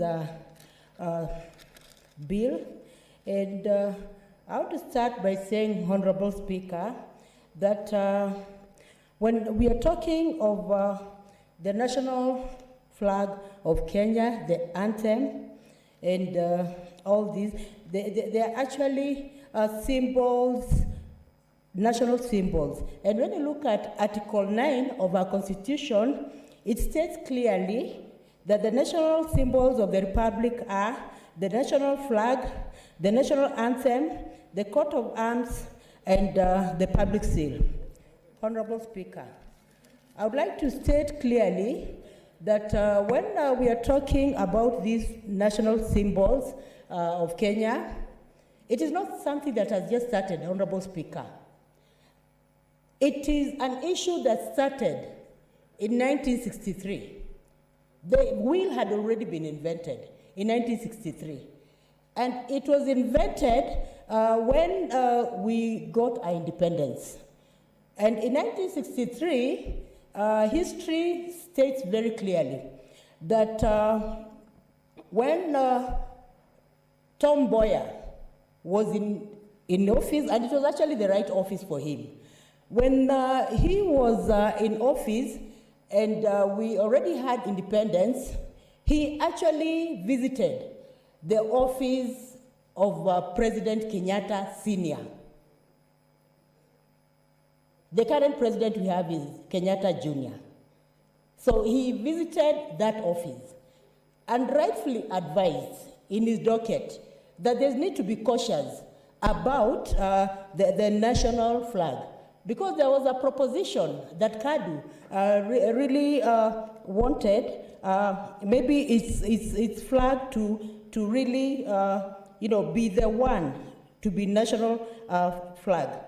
So Kenya was going to become a republic in 6 months, and that is why Tom Mboya walked to the then senior President Kenyatta to advise on his thoughts that there is need to actually have something that would be neutral, a symbol that would be neutral. And KADU really dismissed, and thought it was a laughable thing that Kenya would not be independent. And then the journey for the national flag started, and a team of 5 people, the commissioners that were assigned to come up with the national anthem, the flag, and all that. And among them was Kip Kosia, was among the team of 5, and they decided on the colors.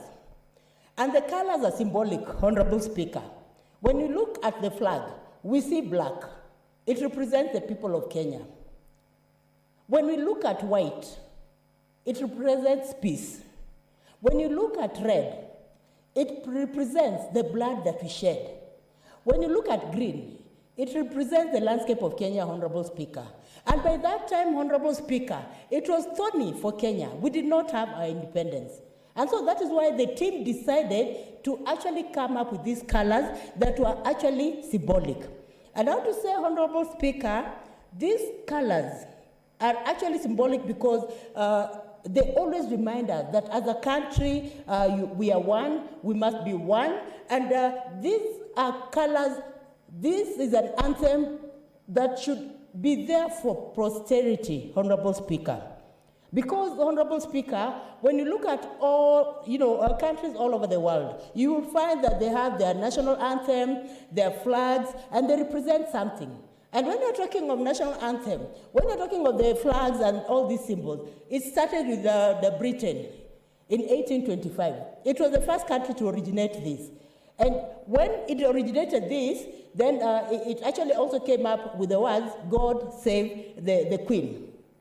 And it was sung during, national times, royal, functions and all that. Now, our flag is raised every Monday and Friday in institutions of learning. If you go to primary schools, if you go to secondary schools and other institutions, you'll find that our flag is being raised. And this is just to remind Kenyans that we are one thing. We fought for independence, and we must move forward as a nation, Honorable Speaker. So the flags are symbolic from 1963. Honorable Speaker, I support Senator Dr. Zani that there's need to just keep to ensure that we are actually protecting our heritage for posterity, to ensure that the flags are not tampered with, because the national flag has meaning both for the national, the national government and the county governments. The county government flags, yes, they may change. Yeah, but when it comes to the national one, it has meaning from 1963. When Kenya got independence. And that reminds us that we are now free. We are not now in the hands of our colonizers. We are free as a country. But if we do not protect this, then it means that someone can just come up and decide that they're coming up with a flag. But will it have meaning, like the original meaning we have in our national flag, Honorable Speaker? So I want to say, Honorable Speaker, that there's need for us to remind ourselves that the colors of our flags the symbol they portray. They're actually reminding us of our history as Kenyans, that yes, we shed blood. And because of that blood, we got freedom. And yes, we are black people. And because we wanted our independence, we fought it out from the Europeans so that eventually we were able to get our freedom. And the white symbolizes that as a nation, we should always remember our history and be at peace. And that is what I'm saying, Honorable Speaker, even when we hear of violence, as Kenyans, we should be able to look at our flag and say that enough is enough. The violence we have, even during post-election violence, cannot be compared to the blood that was shed in 1963. Before 1963, when we were under the colonial masters, it was terrible. And as a country, very many people lost it. So many people are jailed, and they suffered, and then we became free. So, Honorable Speaker, there is need for us to ensure that we salvage, our national flag, the anthem, and we ensure that even children who are born now, even children who are yet to be born, to know about our history, Honorable Speaker. We must ensure that we are protecting our heritage. We must ensure that we are protecting, where we came from. And let also other Kenyan children know that we come from somewhere, Honorable Speaker. I know, and I'm alive to the fact that many times people pick, different cultures from abroad, sometimes Western cultures, and they end up abandoning their own cultures. In this issue, in this bill of Senator Dr. Zani, if it passes and becomes law, it will ensure that we are protecting our history, that even the young people get to know our history, Honorable Speaker.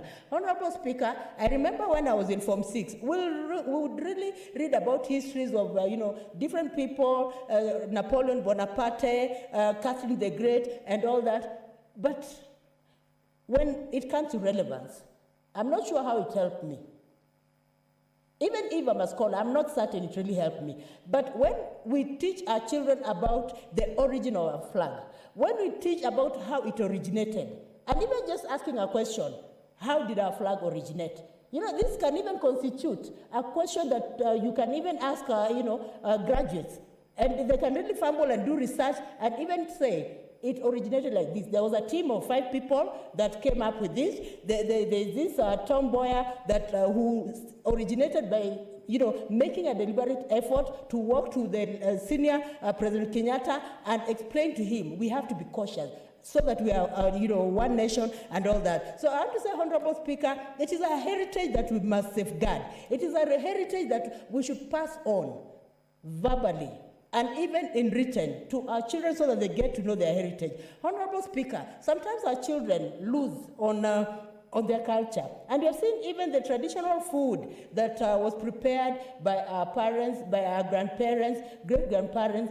If you give the modern child today, modern Kenyan child, they will not even eat. Some of them will not even care. They want to eat pizza, they want to eat the sausages. But if you give them something like, ziswa is white flies, Honorable Speaker, which I was introduced by my grandparents, I ate them.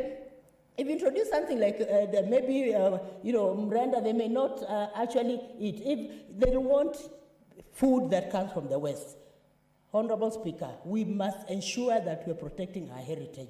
We must ensure that our children are getting to know what we really value, Honorable Speaker. And Honorable Speaker, if I may even add something else. Right now, our children are missing it out, especially those in the urban areas. They will speak English.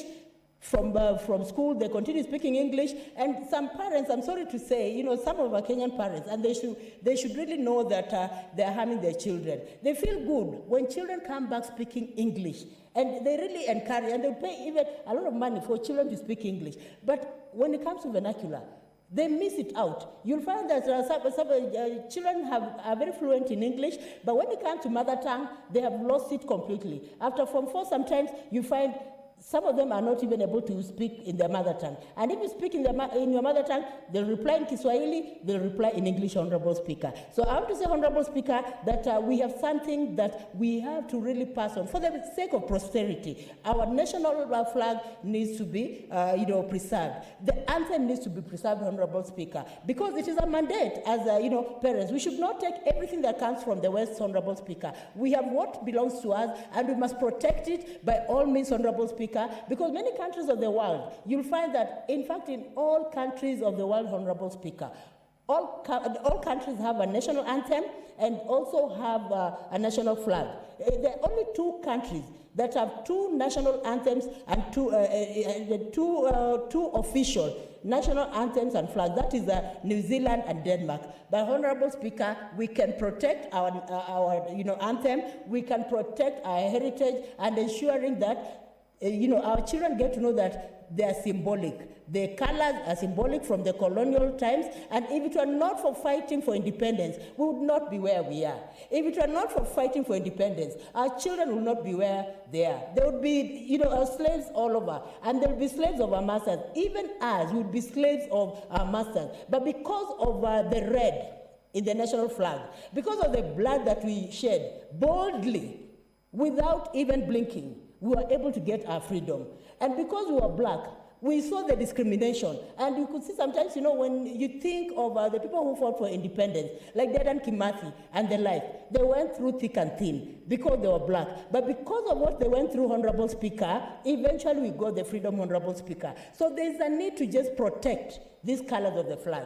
There's a need also to protect the shield. There's a need to protect everything that belongs to us, Honorable Speaker. We cannot take everything that comes from the West, Honorable Speaker. But sometimes we are laughable by the West. They come up with something and we just take it gladly, and when we take it, they laugh at us because now they've already disseminated their culture to our culture, which sometimes erodes also our culture. Honorable Speaker, I support this bill by Dr. Zani, and I hope that it will become law, Honorable Speaker, so that nobody, no one, no other government coming today, next, after 10 years, should tamper with the national anthem, the national flag. I support this statement, Honorable Speaker. I support the bill, Honorable Speaker. Thank you. Senator Professor Samson Ongeri. Thank you, Mr. Speaker. Let me first of all say that I lived through this Constitution and the making of the national anthem, because this national anthem must be protected at all times. I want to acknowledge my colleague, Senator Zani, for being able to look at the provisions of this article and realizing that there is a limitation. And unless we take a preemptive action, that our national anthem is likely to be marooned in one way or the other. And it's a source of pride when you have a national anthem that has both the deepest convictions and also has the highest aspirations. When you look and read through our national anthem, you cannot help but to be amazed at the level of the emotions that you go through when you read or sing that national anthem.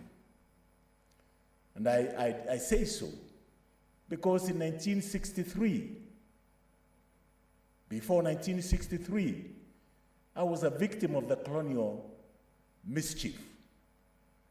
One of my colleagues were together in college, in Bugema Missionary College in Uganda, was killed by a Mau Mau during that period of time. We came here to try and condole with the family. And on our way back, what I saw in that train made me a very bitter man at that stage. But one day I said, we shall be able to be independent. And indeed, 1963, when I was a medical student in Bombay, I had the singular honor and privilege to host the Kenyan flag celebrations on behalf of the Kenyan government in Bombay, and I invited the top officials of the Indian government to be in presence.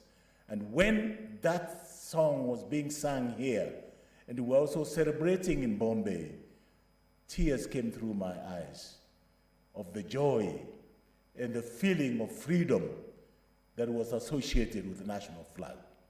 Therefore, if we cannot protect this national flag because of our own carelessness, it will be a big mistake for the future generations. They will never forgive us. And therefore, I want to thank Senator Zani for realizing that there is a limitation on the acts of parliament that have been created to be able to preserve this national anthem so that it's not adulterated by any other factions. It's not made fun of, because that's the sense of pride that we have. The second point why I want to support this move, I became the chairman of Kenya Athletics Association from 1976 when we went to Montreal Games, and we came back because we could not participate. The product of Nyayo Stadium is as a result because of our performance of our athletes when we requested President Moi to be able to give us the resources to build that anthem. And why was it so? Because our athletes, when you look at the Olympic, the trio, the quartet of Charles Asati, Nyamao, Ouko, and Ben Chipcho. Not Ben Chipcho, there was another one. Julius Sang. When they came with that gold, it was a cry. My own uncle, Naftali Temu, 1968, when the Kenyan flag was hosted for winning the 10,000 meters, that was the pride that you got. Every time I went, whether it was Commonwealth Games in New Zealand, Christchurch, whether it was the All Africa Games in Nairobi 1987, whether it was in Los Angeles, every time we won, particularly the steeplechase, when the flag of Kenya was raised up as a winner and that national anthem was being sung, you could see tremendous respect from the rest of the nations, that we became conquerors through a flag and through the obedience to that flag. The Kenyans ran with the spirit, the sense of belonging, the sense of being there for their nation, and therefore they felt very good that they should be able to redeem their nation and their pride. And you can agree with me today, even when I took to Edinburgh Games 1970 with Kipchoge Keino, when that flag was being raised there, although they had threatened him at that time, there was a lot of pride in Kenyans, and we terrorized the whole of Edinburgh before I went there back, and we felt very proud. And therefore, if there's one element that has contributed to the foreign exchange flow, is the hosting of the Kenyan flag at the national games, whether they are at the local level or at the international level. In our security forces, when you see the security forces handling that flag, they are committed to it, because that's what gives them the level of patriotism, the level of belonging to defend this nation. That's why they've gone in all ways to be able to defend this nation. The words of our national anthem are a collective prayer. In fact, when you look at the first stanza, it recognizes God as the creator of all things.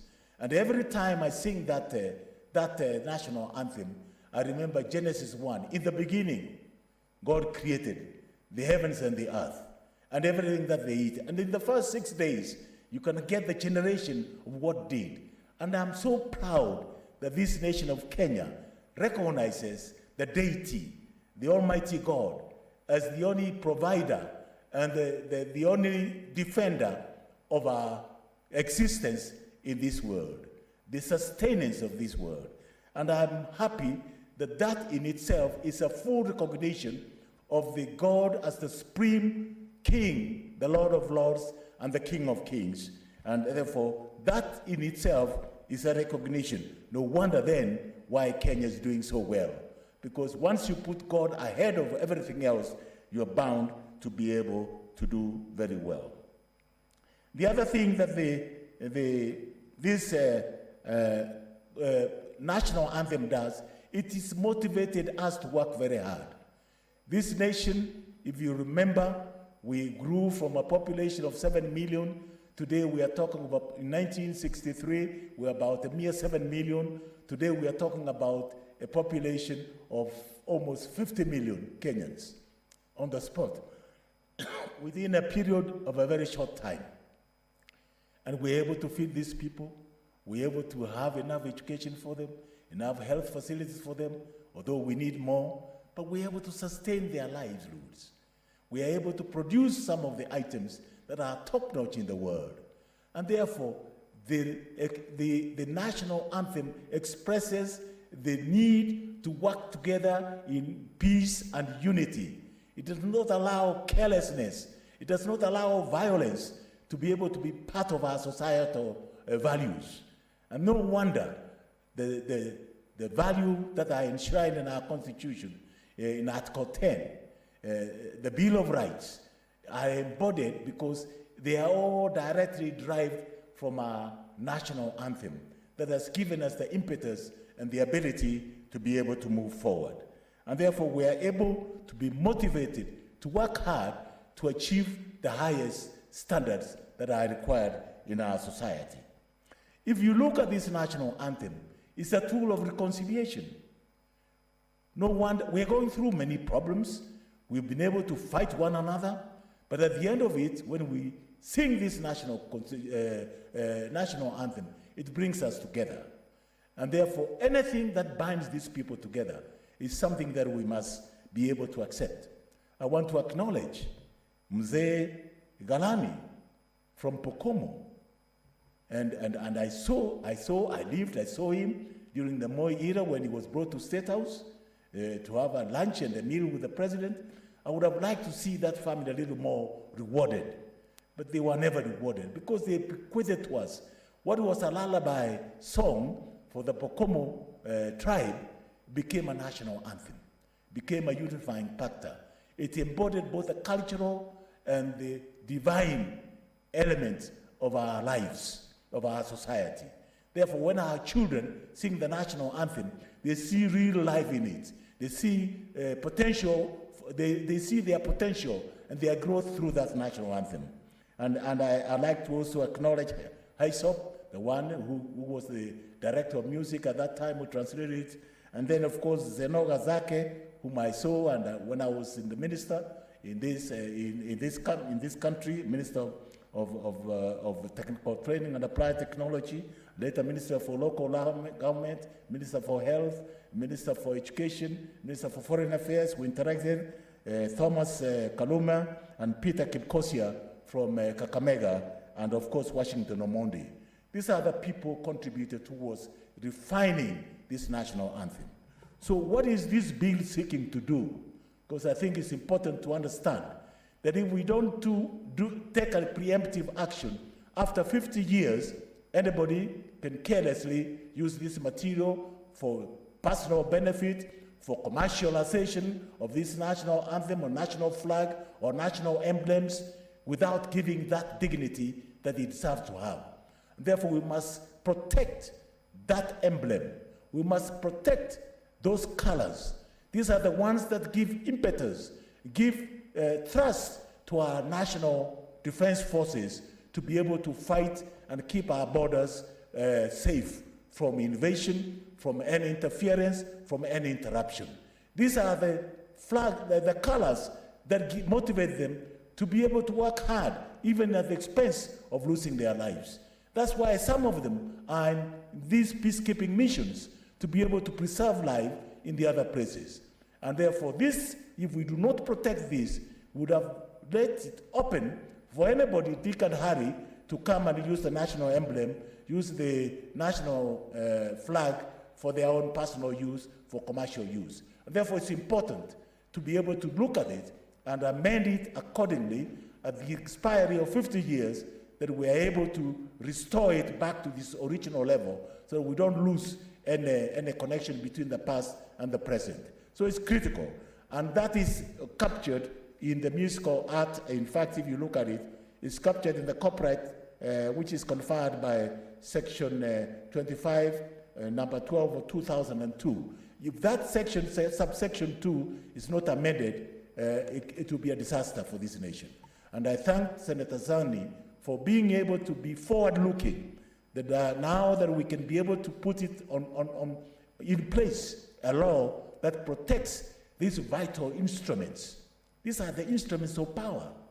I mean, that's the power we're talking about.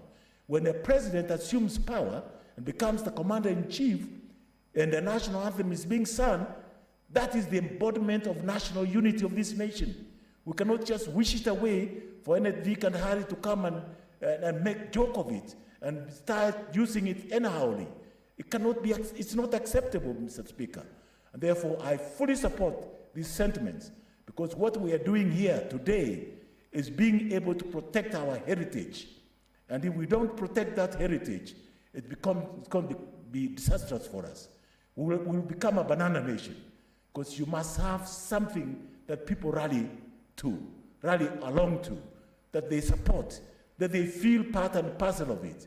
Because the reconciliation, even when we differ, is part and parcel of our society.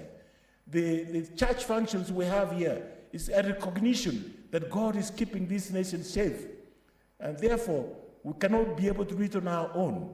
And therefore, I fully support this motion, Mr. Speaker, this bill, and I hope that when it comes to voting, that we'll give it all the support it requires for voting. I support this bill, Mr. Speaker.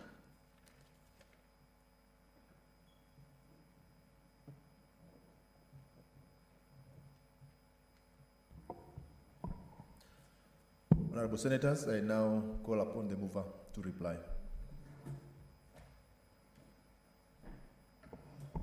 Thank you very much, Mr. Speaker. I beg to reply. Mr. Speaker, you've heard the passion with which senators have spoken this afternoon regarding this very important symbol of national unity. In fact, if you look at Article 10 of the Constitution, the national values and principles, everything is actually already just captured with the way we feel towards the National Assembly, to the national anthem. Patriotism, national unity, sharing, democracy, participation of the people, human dignity, equity, social justice, inclusivity, equality, non-discrimination, integrity, transparency, accountability, development. All these, Mr. Speaker, in our prayer, that justice be our defender, that we can prosper as a country, Kenya, of which we are very proud of. Mr. Speaker, I just want to thank the senators who spoke to this bill, Senator Kilonzo, Senator Mugeni, Senator Pogisho, Senator Orengo, Senator Musurive, and Senator Ongeri. I think it is very clear what we have to do, because we've seen the danger that is there, because Section 25 of the County Act, it provides the copyright in the works of government in all this, including literacy, music, grammatic issues that we come up with, but this can subsist until the end of expiry of 50 years from the end of the year in which it was first published. And that's according to Section 25 of the Copyright Act 2021. Yet, under the National Flag Emblems and Names Cap 29 and 99, the laws of Kenya ensures that the national anthem is safeguarded. It's only that we have that window. And without amending, so that we don't have this copyright after 50 years not being adequately protected, then we might find ourselves in a situation where we lose a very, very important component in this country. With those words, Mr. Speaker, I beg to reply and request that the putting of the question, voting for this bill, be deferred to another appropriate time according to Standing Order number 61.3. Thank you, Mr. Speaker.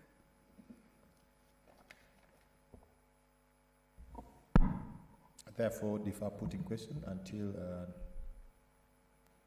tomorrow.